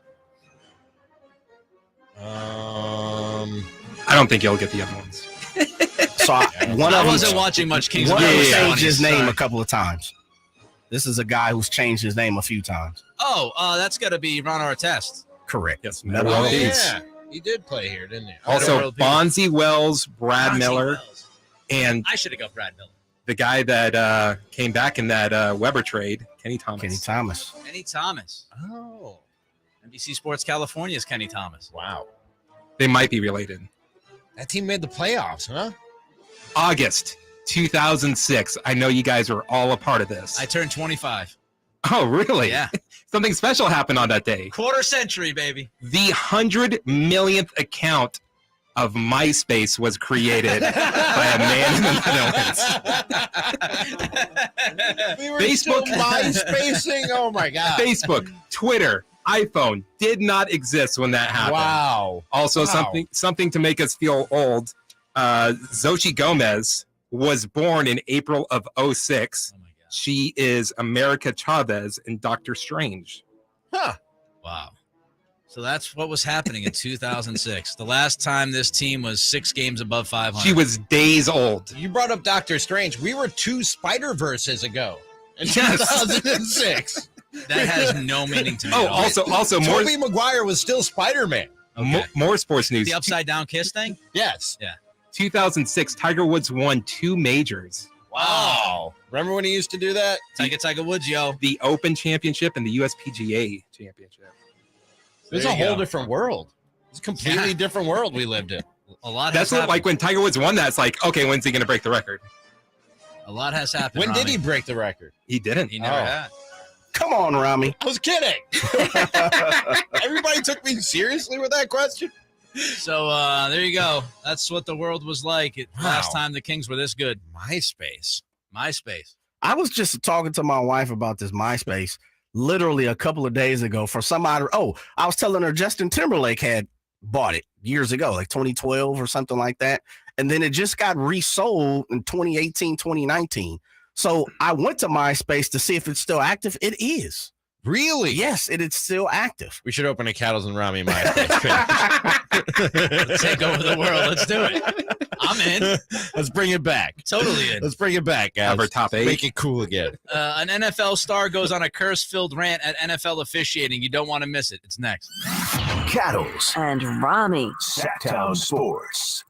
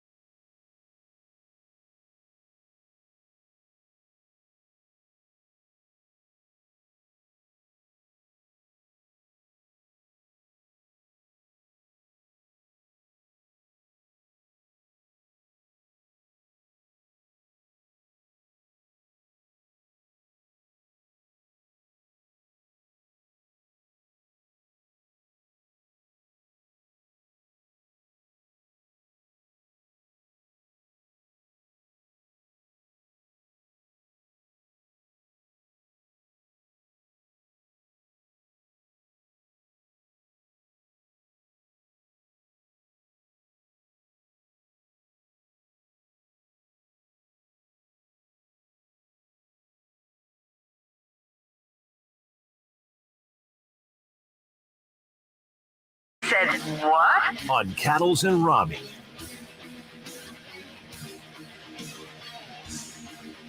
They said what? Here on Cattles and Ramie on this Tuesday. What? What they say? Joey Bosa, Ramie, was not happy. He was not a pleased human being. So he had not one but two unsportsmanlike conduct penalties called on him on Saturday night. Mm-hmm. And one of them led to a 2-point conversion that, Doug Peterson came out and said we probably would not have gone for 2 if it weren't for that penalty. So rather large because the Jaguars got the 2-point attempt. They converted that. So here was Joey Bosa on the refs.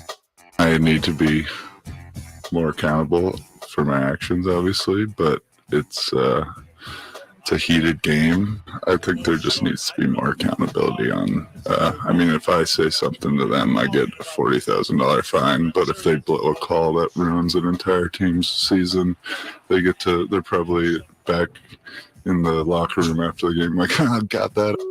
Oh yeah, got him 15 yards. What a loser! I guarantee it. That's what they're fucking talking like. Does he really? He doesn't. Does he really think that?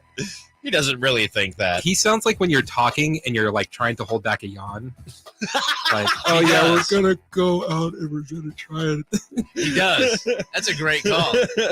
I don't know about you. I'm not a big Joey Bosa guy. I like Nick Bosa. Joey Bosa. I don't like his face. I don't like his whole demeanor. Hold on. I don't like anything about him. I don't like his face. I don't like his face. Punchable face. Now, he'd pound me into the ground if I punched him in the face, but punchable face. I don't like his attitude, his whole demeanor. I like seeing Joey Bosa get screwed over by the officials. I enjoyed it, to be quite honest with you. You said, yeah, we got that, blank. That'd be so funny though if that actually happened. Like you had like surveillance cameras of like the they're refs, high-fiving each the other. refs walking into we the got ref room. Joey Bosa. All right. Got him. Like DJ Come Khaled, on, man. That DJ Khaled gif. And keep your helmet on. One. You know better. It's like, oh yeah, my favorite part of the season was what was Tell that? me. What was that, Jimmy? My favorite part of the season was when I got Joey Bosa on that second unsportsmanlike conduct. Yeah, you did. Got him. Popping champagne. Can't wait till next in year. the referee locker room. Can't wait. That was their Super Bowl. Screwing you over, Joey Bosa. That was their Super Bowl. Did I mention I don't like him? Apparently so, because you're defending NFL officiating and the NFL officials, so you must really not like him. Terrible call, but I'm glad it happened to him. I had no idea up until this very moment that you hate Joey Bosa. No clue. With the heat of 1,000 burning suns, you hate Joey Bad Bosa. call. But Bad to be call. fair, Ramie, he's been injured for most of the time you've been here. So That's true. I haven't had a chance. Yeah, we I haven't haven't had heard a your chance. case. Couldn't have happened to a better guy. Joey Bosa. All right. So we move on from Joey Bosa, unless you want to stay here, Ron. Unless you got more jabs to throw. Just don't like his face.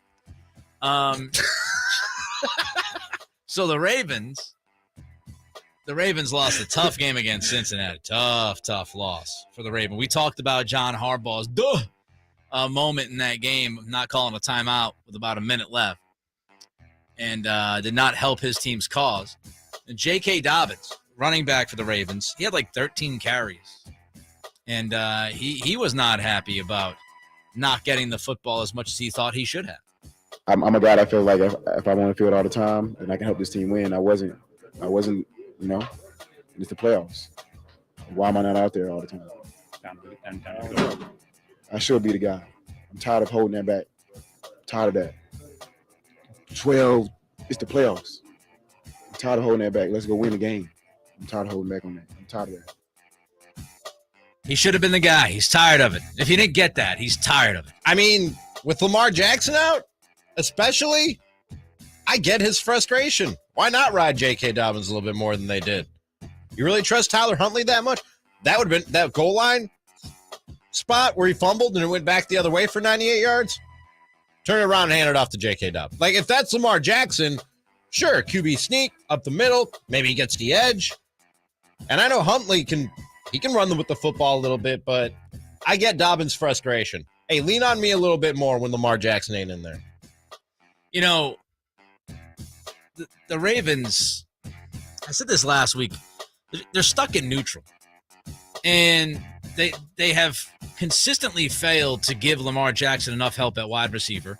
They go into every year, and whether it's the beginning of the year or by the middle of the year, it's like, well, run Lamar, run, and let's hope that can get us to the promised land. And they've won one playoff game with Lamar Jackson as the quarterback. One single solitary playoff game. You can't tell me that Lamar Jackson isn't talented enough to win more than one playoff game. So I don't know what they're going to do. Maybe they believe maybe they believe Huntley's fine and he'll be able to replace him, but what a mess. Speaking of Lamar Jackson, Michael Vick had a message for Lamar over the weekend. Here's what he had to say. Kudos to him. I mean, he's about his business. He figures they don't want to pay him. So, but like Coach said, like you just said, it's the playoffs, man. You 3 games away. Put a brace on it. Get it going. Well, it's hard to say that though. Right. We don't know if he's not. I don't know the extent of his injury. I played the whole season on a sprained MCL. So yeah, I understand if he's not ready. Whole season. Bully for you. Why would he do that? Why would you do that? For a team that won't invest in your future, you're going to go out there and risk your future. And I don't know how hurt Lamar Jackson was, but if this at all came back to the contract, I don't blame him one bit. People keep throwing that out there as if it's an automatic knock against Lamar Jackson. The contract played a part in him not playing with the injury or played a part in him not traveling. Yeah, and that he got the greatest negotiating chip he could get with that injury. So they could see what they look like without Lamar Jackson. And you want him to come back and risk his health for a team that wouldn't commit to him. If he was as tough as Michael Vick, who played an entire Terrible season advice by Michael Vick. Oh, Michael Vick got the bag. He wasn't too worried about it. I would like to know when Michael Vick got that sprain. Was it right after he got the big contract or before? Fair question. Because if it was before, that was dumb. But we're also sitting. I just hate the idea of like everybody is just. Not everybody, but too many people are trying to put these pieces together saying like Lamar is faking this injury or he's not, he's healthy enough to play and he's just deciding not to play. One thing I never do is like question a player when they say they're injured. Yeah. If they're injured, they're injured. Like I don't think Lamar Jackson is like, nah, man.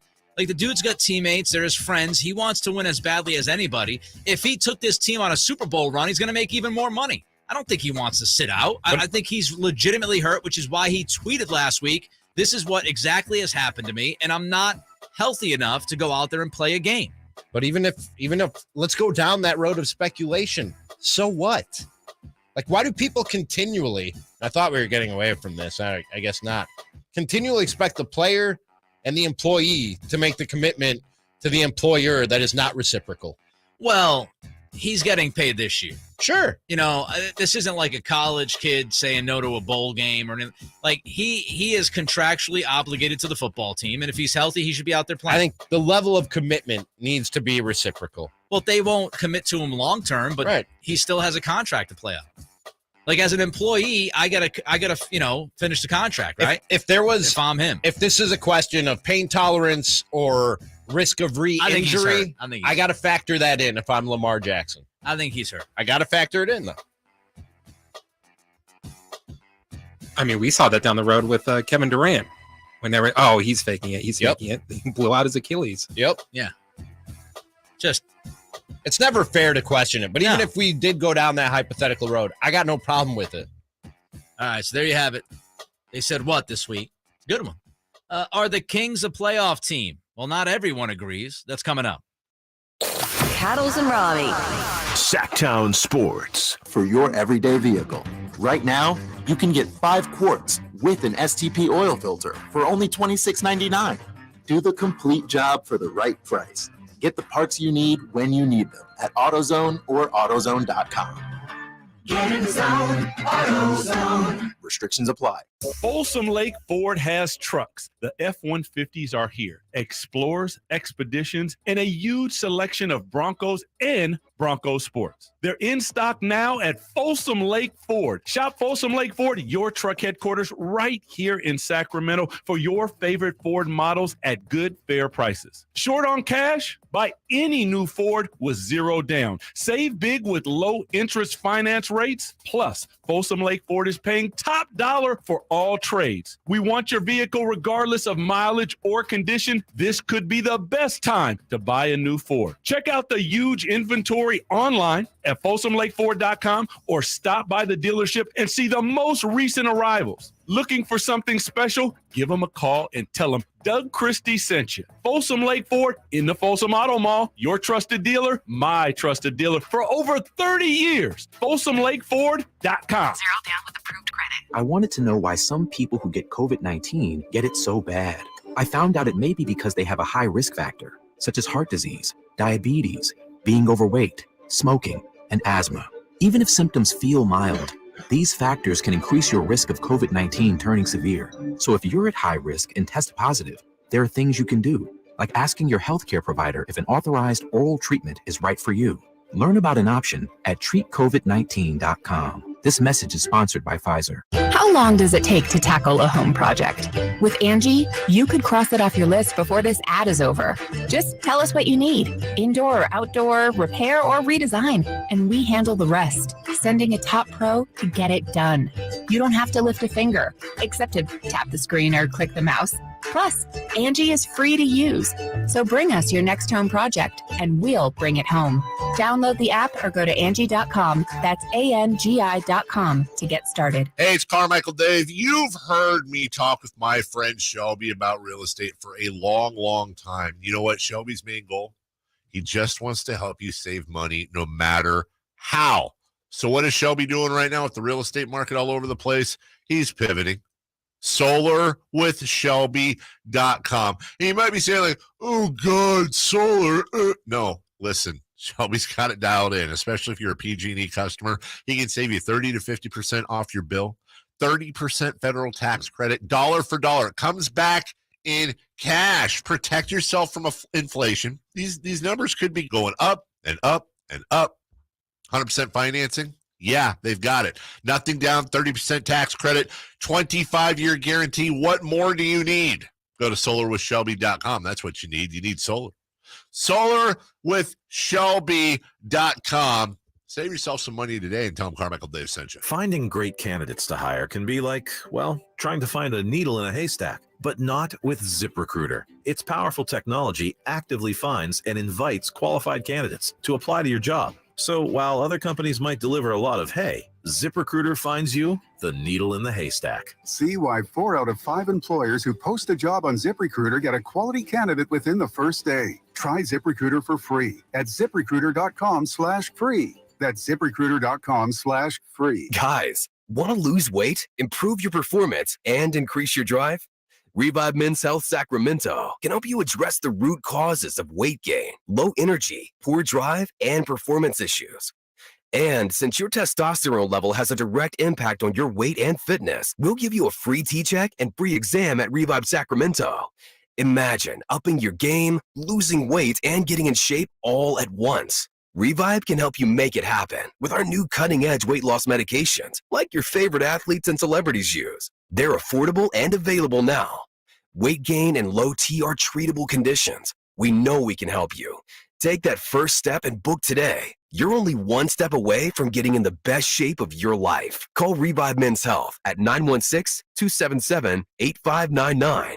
That's 916-277-8599. Or visit ReviveMen'sHealth.com. KHTKAM HD1 Sacramento, KYMX HD2 Sacramento. From the Power Business Technology Toshiba Studios. This is Sactown Sports.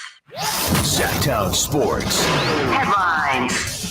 The Kings aren't in action today, but their win over the Rockets Friday did produce a scuffle between the two teams. The league announced today suspensions and fines. The Kings lucked out on suspensions, as only Jalen Green and Jashawn Tatum, the Rockets, saw a one-game suspension next to their name. They both received those suspensions for leaving the bench area.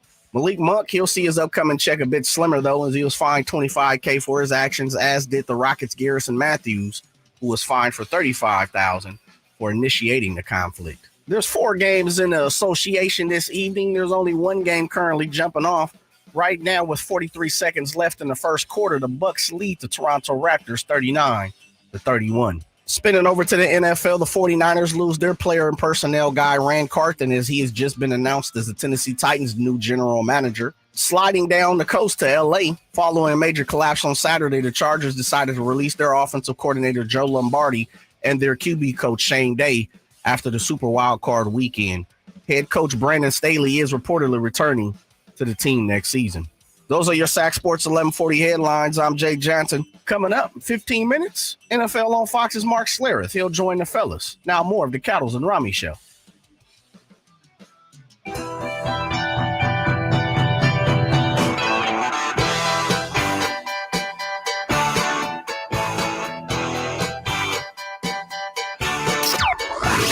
Your afternoon home for Kings talk and more. This is Cattles and Ramie on Sactown Sports. 24-18. That's what the Kings are right now. 24-18, the 4th seed in the Western Conference, Ramie. They are 1.5 games up on Dallas. Dallas is the 5th seed. So there's some cushion. Ooh, little breathing room there. I haven't checked the standings in a few days. Huh. Little bit of cushion Look at between that. The Kings and the Mavericks right now. So the Mavericks, again, 5th seed, 1.5 games back of the Kings, and they're just crushing expectations. I don't think any of us expected this team to be 24-18 right now. No. On a 45, 46 win pace. I don't think many of us saw it. Maybe some of you did. And credit to you out there if you saw this team, having a chance to crack 45 wins. Trying to remember our preseason predictions. I was going to say something smart, but I'm like, I can't even. Yeah, I couldn't even say that. Yeah, I don't think Ramie said 40. So I think he was the high mark. It was 40 from this crew. I had 37. So just smashing expectations. Wonderful team to watch. Lots of fun. On a 4-game win streak now, heading into the game tomorrow night. And so if you're wondering how some people out there in the basketball world like or don't like the Kings' chances of making the playoffs, we have 2 examples. We have one pro, one con. Zach Harper of The Athletic recently wrote his tiers column. He does this every week. And for the Kings, they're in the tier of teams firmly in the play-in tournament. Play-in tournament, not playoffs. The 4th seed in the West. Play-in tourney. I'd say they're firmly in the play-in tourney. Here's what the 4th seed is pretty firm. Here's what Harper wrote. What gets them into the top 6?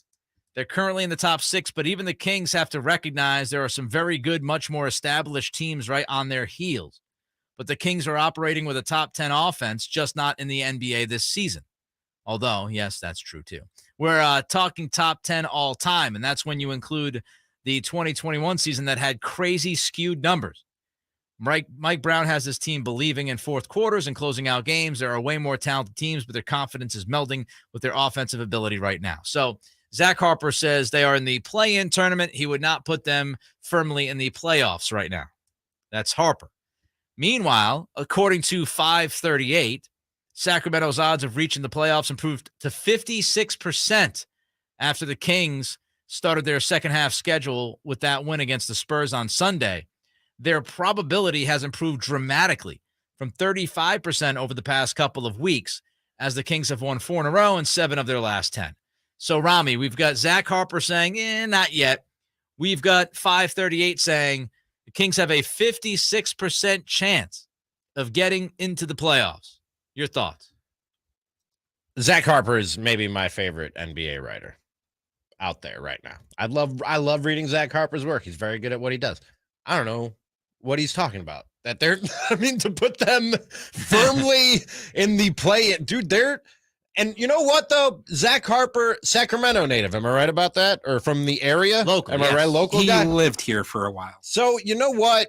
Maybe Zach Harper has a little case of what a lot of Kings fans around here have, which has them not believing as strongly as I do. I said midway through the week last week, I think they were one win into this 4-game win streak that they're on right now. I said, look, man, I'm not talking playing anymore. I look at this team and I see a playoff team. Right. And a lot of Kings fans, JJ and Verlade on the other side, they have a hard time being as firm and believing as strongly as I do in that. Maybe that's what's playing in for Zach Harper. Having been here for a while and having, immersed himself, I'm sure, in the NBA culture here, in the Kings fandom culture here. Maybe that's what stops him from believing. Nick, I'm obviously and have been much more on the side of 538. The data just backs up what I'm saying when they give him a 56% chance of making the playoffs. I'm much more on the side of 538 than I am in Zach Harper with these two differing viewpoints on the Kings and their playoff chances. I am too. And I think when we look at these kinds of questions, emotion plays a huge role. And as tough as it is to remove the emotion, that's what I do. And that's what I try to do. Even when I'm talking about teams that I grew up watching, I've always, ever since I was 11 or 12, and in a weird way, I've always tried to remove emotion when I try to predict what the season's going to look like, right? And if you remove the emotion, like 538, they say that their projected finish is 42-40. That would mean that, they would play under 500 in the second half of the season versus a schedule. I talked about this last week. The schedule for the Kings to start this year was like a top 5, top 10 tough schedule in the league. When you look at it moving forward, it's one of the, 7 or 8 easiest schedules in the league. Even 538 is selling them a little bit short. So 538 says they're in the playoffs, but they say they're in the playoffs at 42-40, which means they're probably looking at the 6th seed. They're saying they're going to finish. I'm going to do some quick math. 18-22. Is that right? Is that what they're saying? That would be over the next 40 games. Yeah. Yeah, it seems right. Yeah. If they have winning 42 on the season. You have 18 losses, 22 losses. Added to that is 40 losses, so you'd be 42-40. I can't see that happening, man. So, barring injury, I just can't see that happening. Again, removing emotion from everything and removing the history, because we're just trying to predict stuff, right? And predicting comes down to numbers and analytics. Predicting this thing out at 24-18 rather. If they play 500 basketball the rest of the way, they're going to finish like 6 games above 500. They're going to be fine.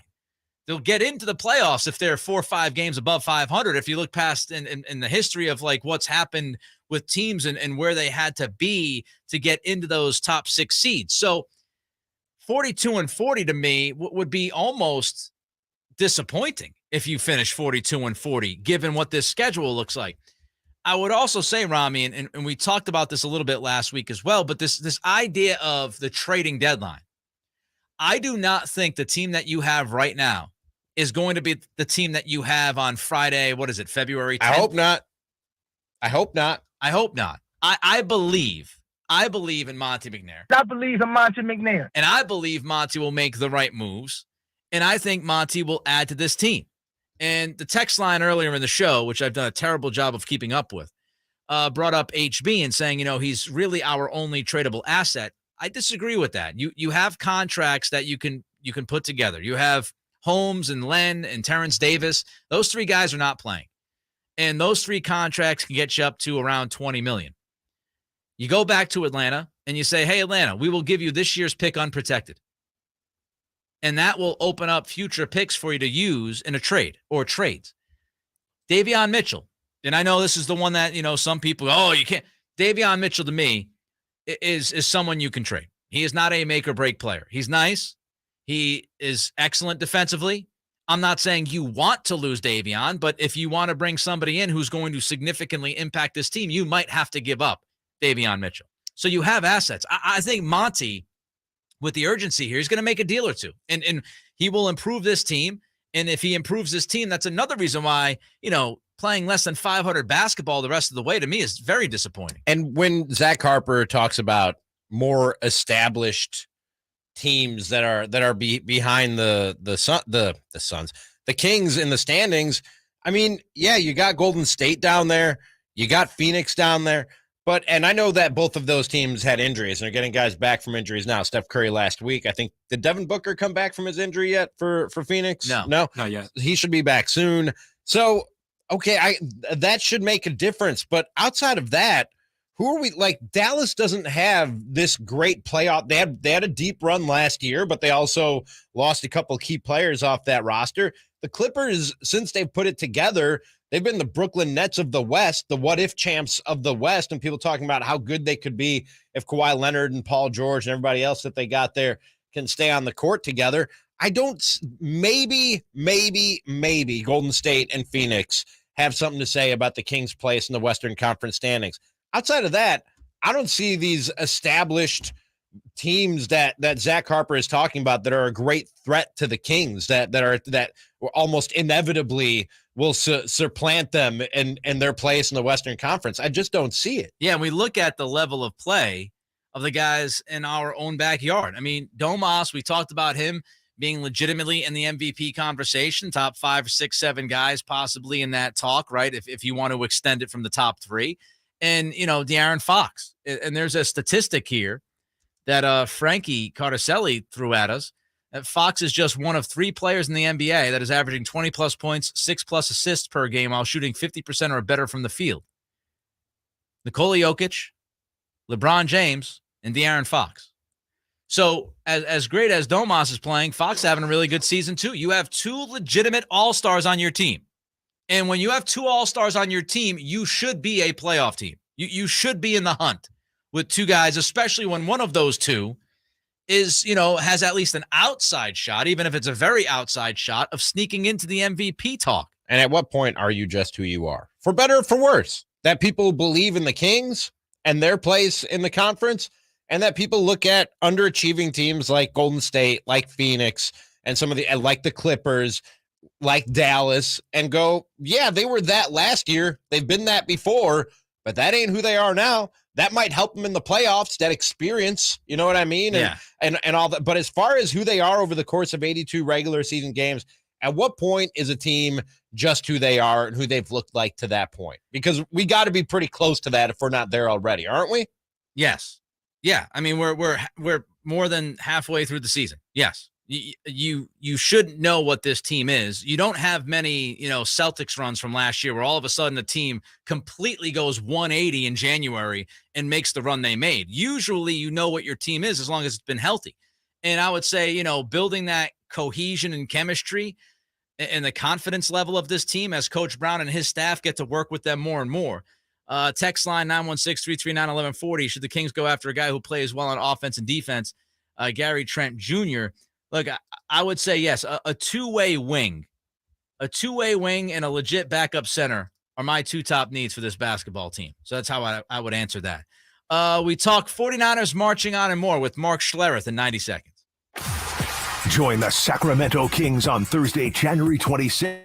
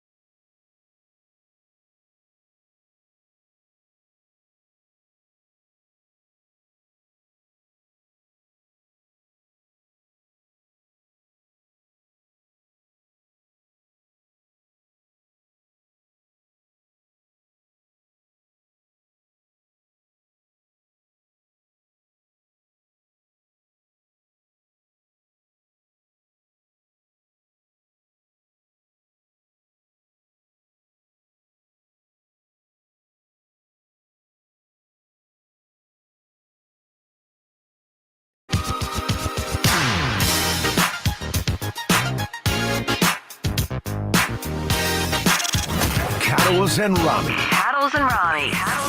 Sactown Sports. Every Tuesday at this time, we're joined by Mark Schlereth, NFL on Fox 104.3 The Fan in Denver. He's on the Folsom Lake Honda hotline. Folsom Lake Honda, your one-stop Honda shop. Mark, thanks for joining us as always. When watching the Niners Seahawks, Mark, what was your number one takeaway from that game?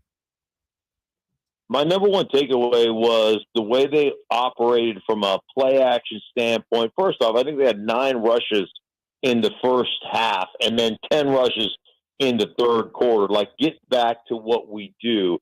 But it was their ability to consistently create big plays on crossing routes. Like, I bet you 80% of their completions came on either shallow cross, low cross, deep cross, or a basic, which is a 12-yard in-cutting route from a tight end position, an inside route, whether it's a receiver that's in a nasty split, a tight split, or a tight end. Like, that was everything they did, and consistently being able to hit that route, I thought was exceptional. And, the adjustments that they made, getting back to the run game, they're an exceptional football team without question. I thought Brock Purdy was really good, even though he had some shaky throws early in the first half. But one thing I will say about Brock Purdy, that dude has no fear. Like, that dude's all balls. Like, he'll throw it into coverage. He didn't even think twice about it, which could get him in trouble eventually. But at this particular point in time, man, I like the way he plays. Is there a more dangerous 1-2 punch than Deebo Samuel and Christian McCaffrey when those two guys are healthy and on the field together? No, and I think one of the things that really resonates with me as I watch them is that they have a bunch of guys on that team that play, like, have position versatility. So you've got your fullback in Juszczyk. He can play fullback, and he can play the F tight end, meaning the motion tight end, or he can play literally the Y tight end.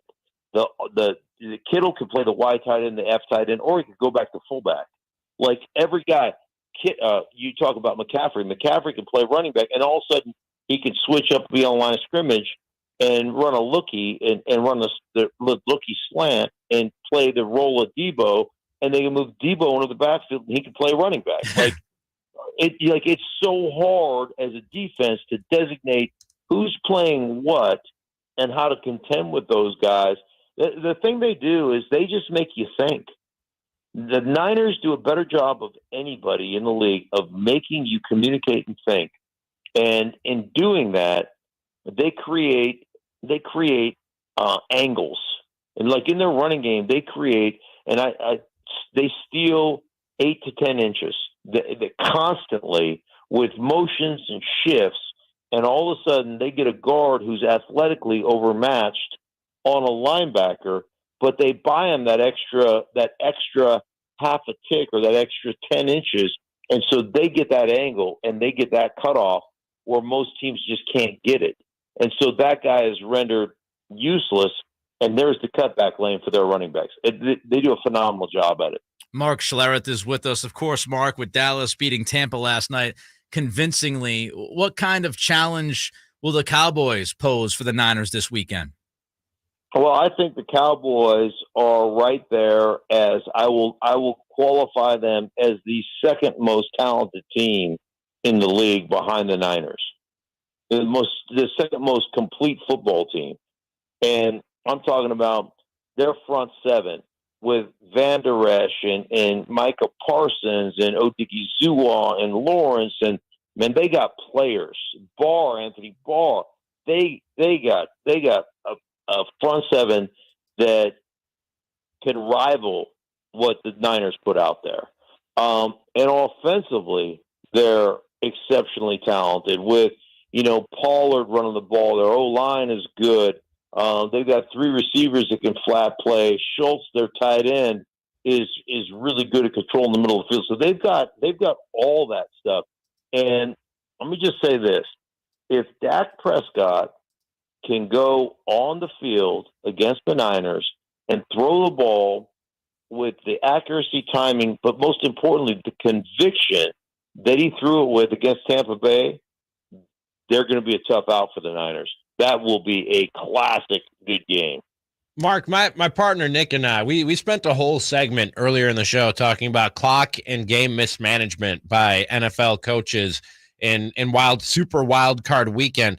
Am I being prisoner of the moment, or is that area of the game at an all-time worst right now? It's probably as bad as it's been. And obviously we've seen things from the Broncos and, like Nathaniel Hackett in week 2 at home against Houston. The fans are counting down the clock because of their operation issues from week 1. There's been a lot of that stuff, and it's been pretty prominent. Jeff Saturday giving up the biggest lead in NFL history in the second half and losing a game.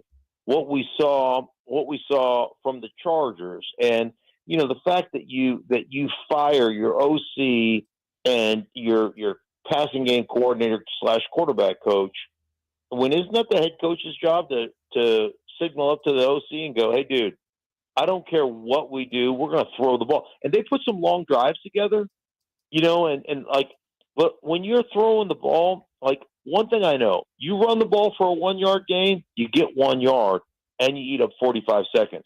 You throw the ball for an incomplete pass, you get no yards, and you run off 7 seconds on the clock. And just doing that in a couple of those drives, you're taking a 3-minute drive, you do it the way you should do it, and you're taking that 3 minutes to 5 to 5:30. And you know what? The Jacksonville Jaguars have no chance. Think about this. After the Chargers went up 27-0, they had 7 total runs by their running back.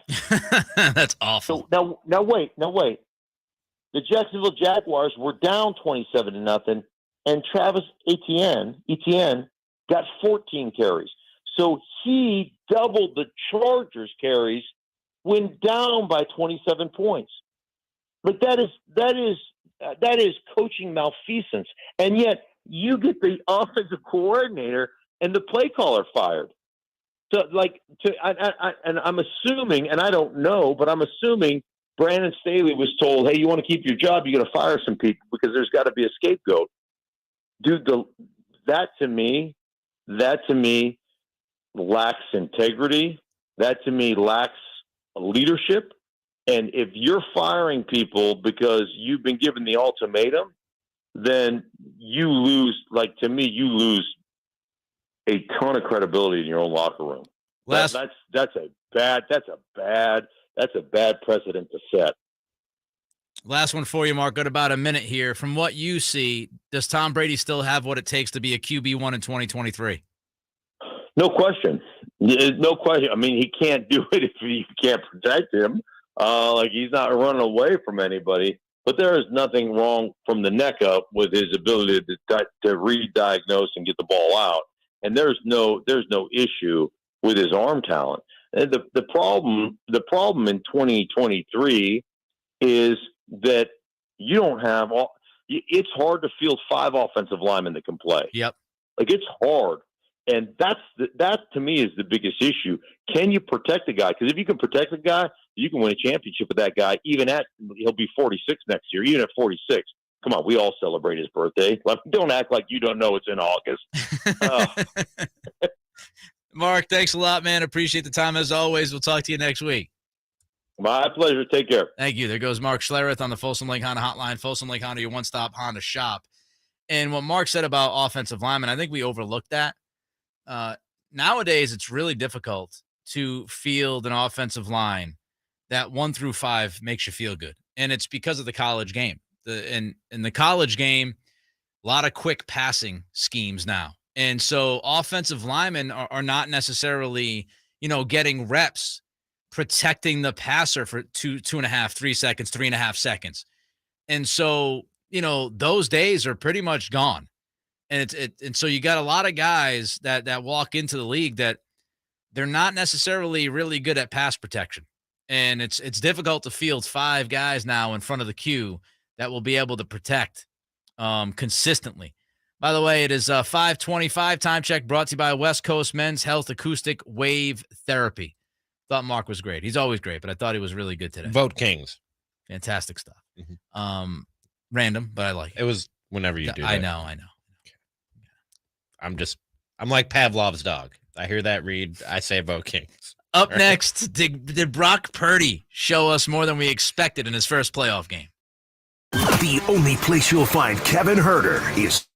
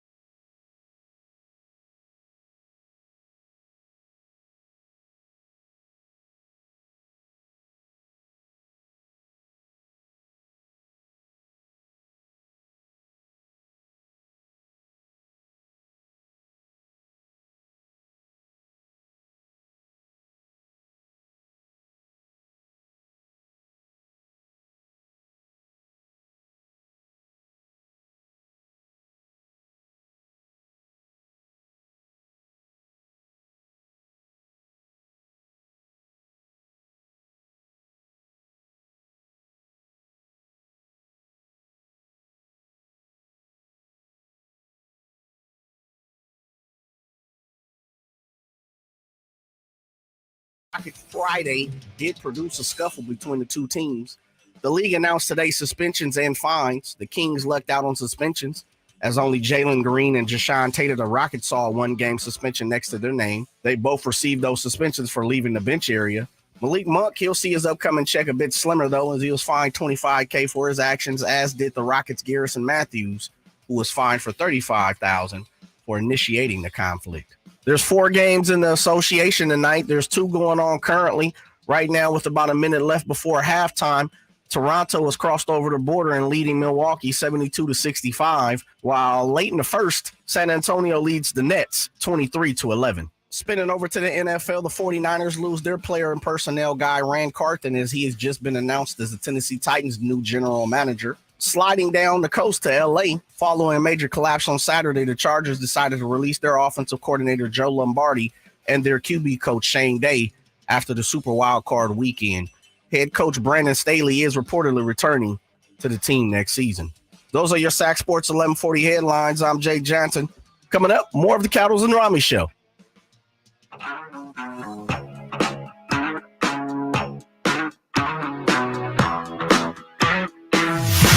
Live and local in the afternoon. They always keep you on edge. Cattles and Ramie on Sactown Sports.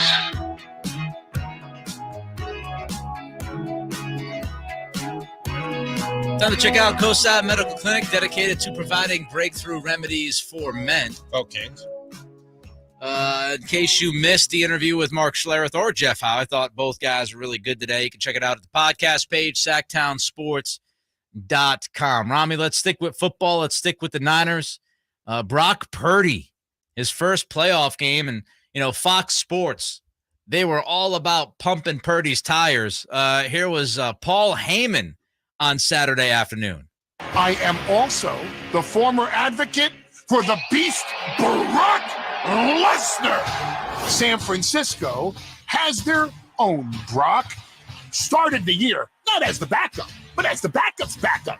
Turns out this 7th round draft pick is the NFL's next big thing.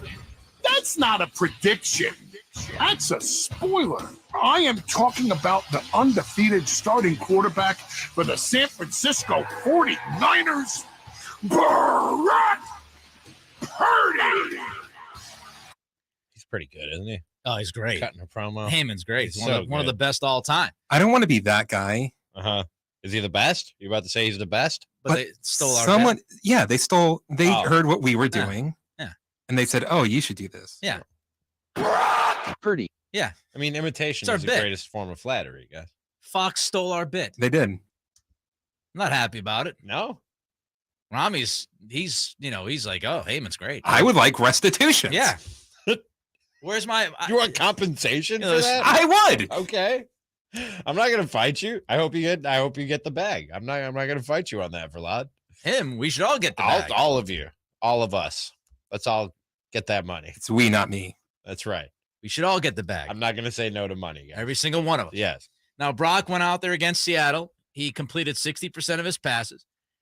Threw for 332 yards, Ramie. He had 3 touchdowns passing, 1 rushing touchdown. And here was his teammate George Kittle talking about the quarterback after the game.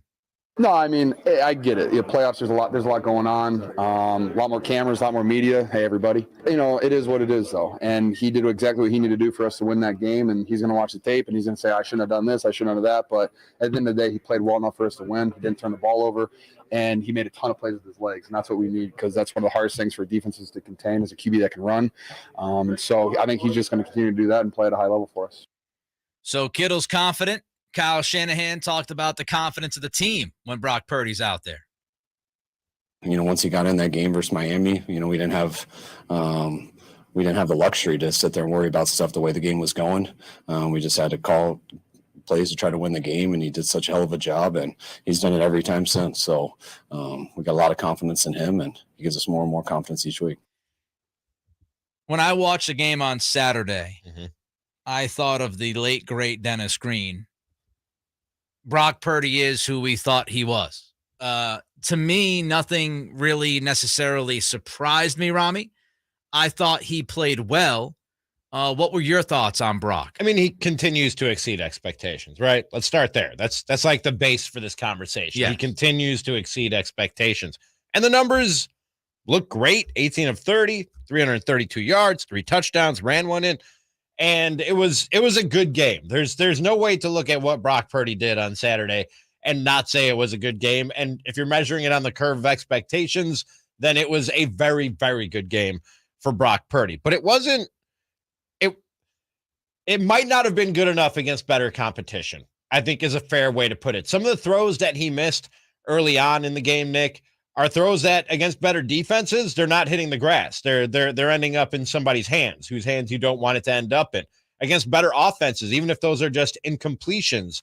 You're putting the ball into the hands of more potent offenses with a better chance to score and put you in a worse position the next time you get the ball in your hands. And even some of the stuff that looked good on tape, that bomb to Juwan Jennings, I saw a lot of people correcting those praising Brock Purdy for making that throw because A, terrible choice to even attempt that throw, and B, almost got his receiver murdered, and C, broke a lot of like cardinal rules of quarterbacking 101 and even putting it in that window. You know what I mean? Yep. The mistakes that he made, and you hope that the ones early on were just first playoff game jitters and you've shaken those out now and you won't see those later on.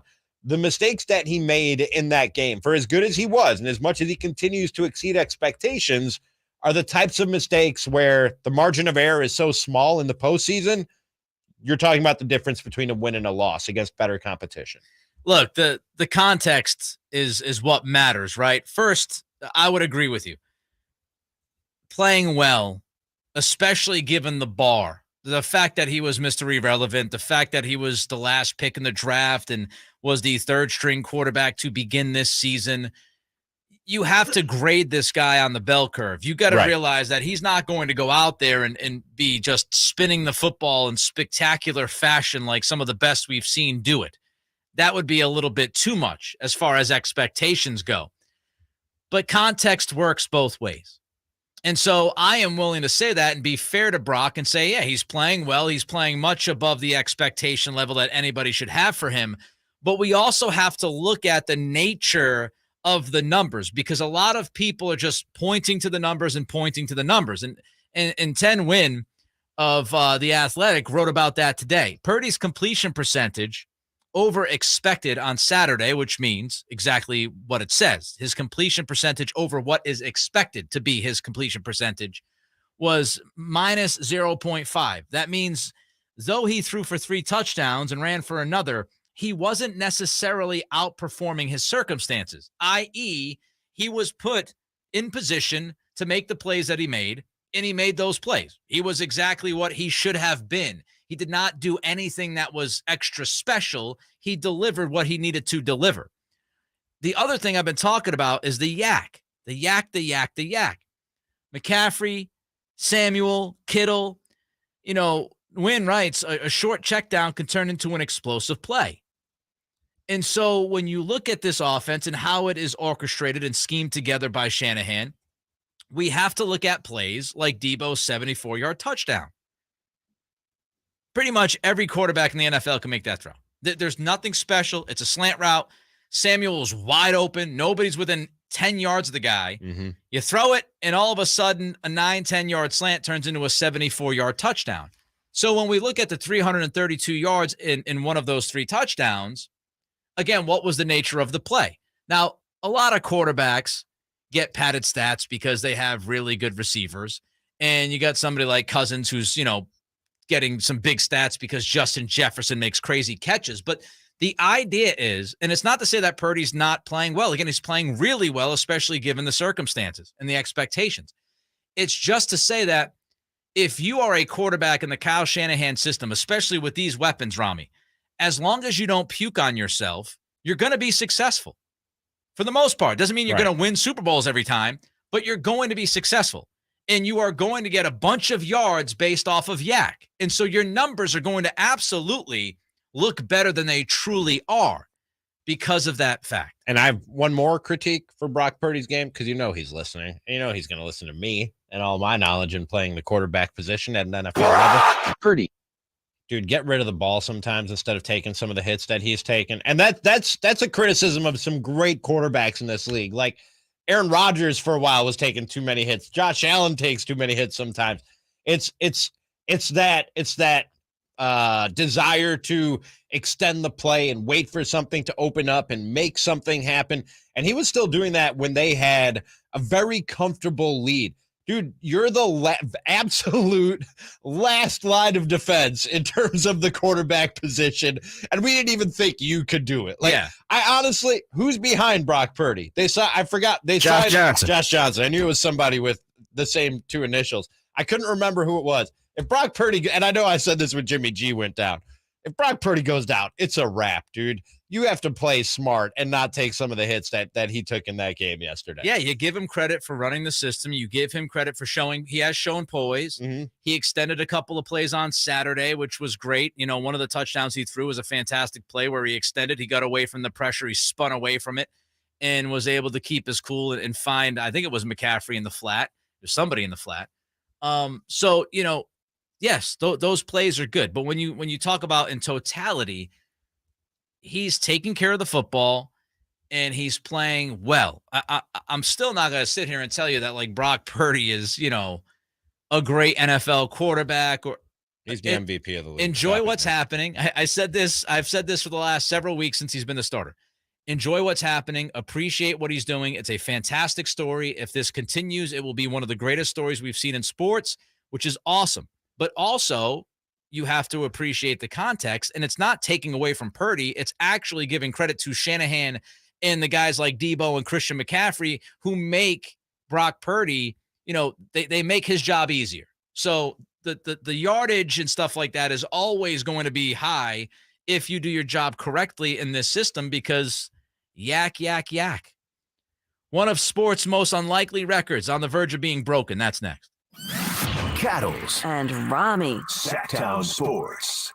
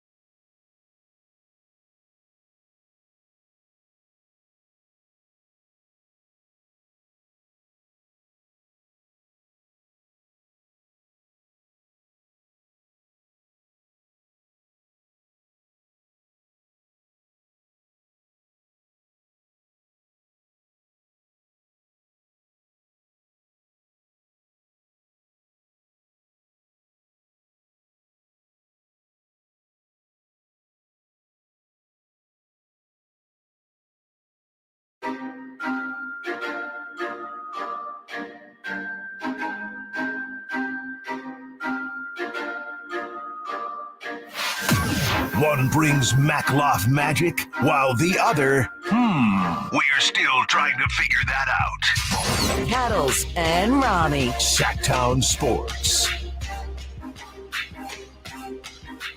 So the Lakers survived Houston last night, Ramie. I watched a chunk of this game late. Entertaining game. And one of the most entertaining parts of the game was the fact that LeBron and Jabari Smith Jr. were playing in the same game. And Jabari ran up to LeBron and said this. Hey, you played against my dad. Your first NBA game ever. Really. Sacramento.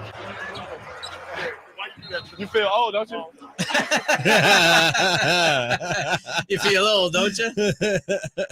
Take that, LeBron. It's crazy that people outside of Sacramento know LeBron's first game was in Sacramento, because every single time he comes to Sacramento, someone asks a question. I will always remember it. Like, in a weird way, that's one of those sports moments that I actually remember exactly where I was when LeBron played his first NBA game. Really? Yeah. They also had that Nike commercial when he first came out. Oh, that's right. See, I don't remember the Nike I remember commercial. the I remember the commercial. game. I don't remember the game. Where like everything paused. Yeah. Have you ever had somebody make you feel old like that, Nick, in this business, in this industry? No. We've been around for a minute. I don't think so. My last two producers in Milwaukee before I came here to Sacramento, both were like in their early to mid 20s. It was their first full-time producer job. And both of them said to me on separate occasions, totally uncoordinated or unprompted, I grew up listening to you because they had listened to me in high school when I first started out as a host. They would listen to me when they were in high school. I told Jason my dad grew up listening to you. Wow. I was like, no, you didn't. He did not like that. That's really rough. That's a really rough one.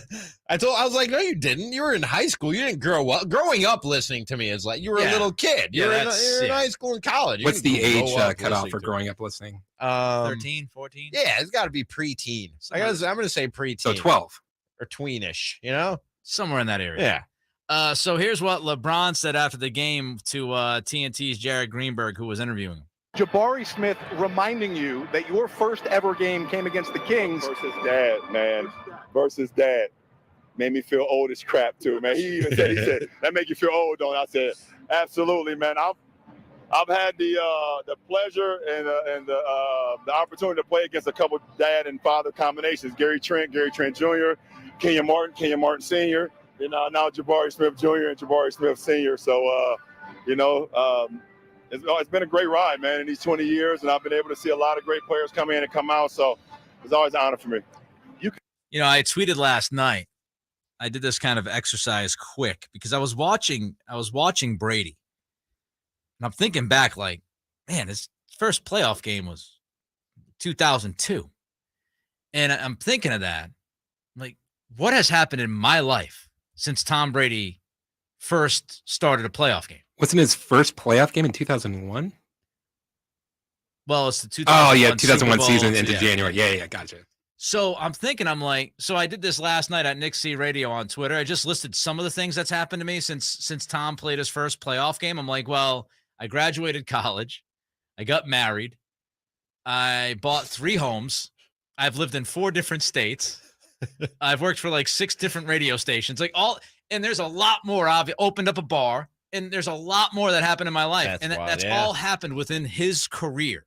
It's insane when you think about how your life, it puts it in perspective about how many changes you've had in your life, personally, professionally, during, even LeBron's career. Mm-hmm. LeBron's now up to 19, 20 years. I mean, even in LeBron's career, what were you like? That's 2 decades of life. There's a lot that you've done. This kind of goes back to the conversation we had earlier when talking about the last time the Kings were this good at this point in the season and how different.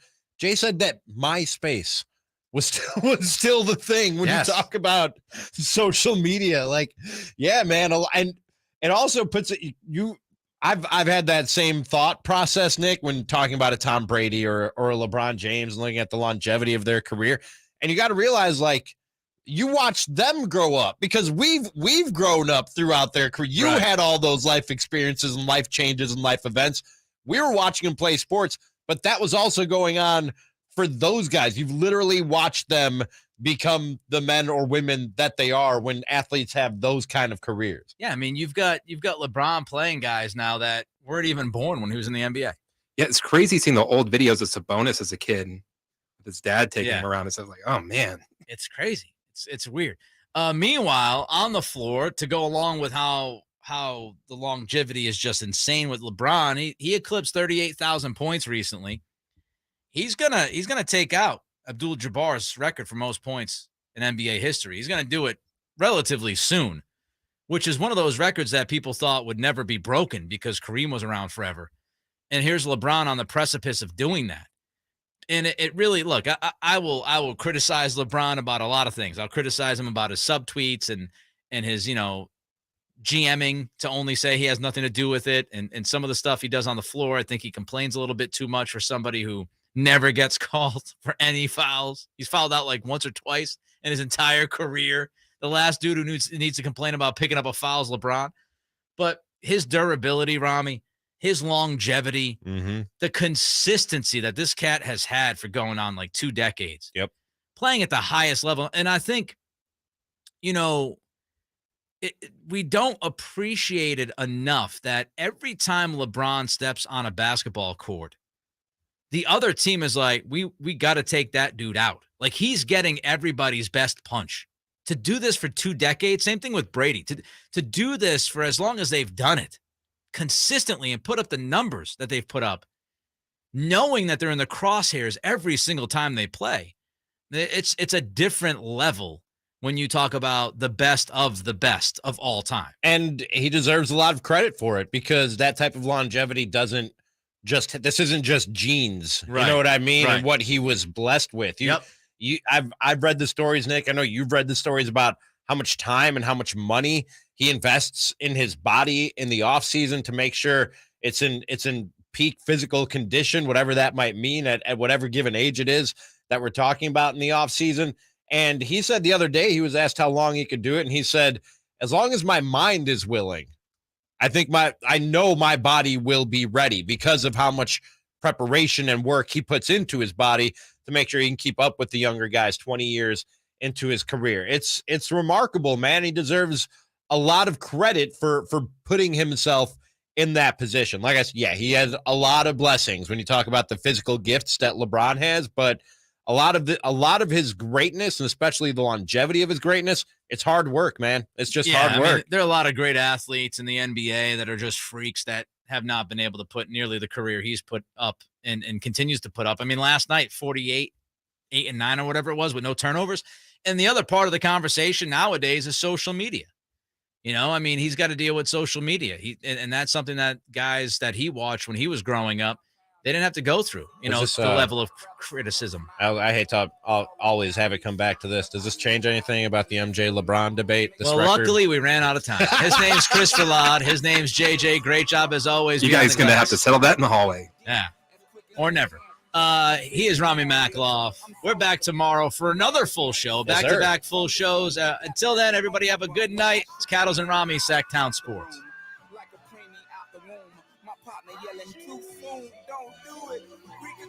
I found it rather elementary.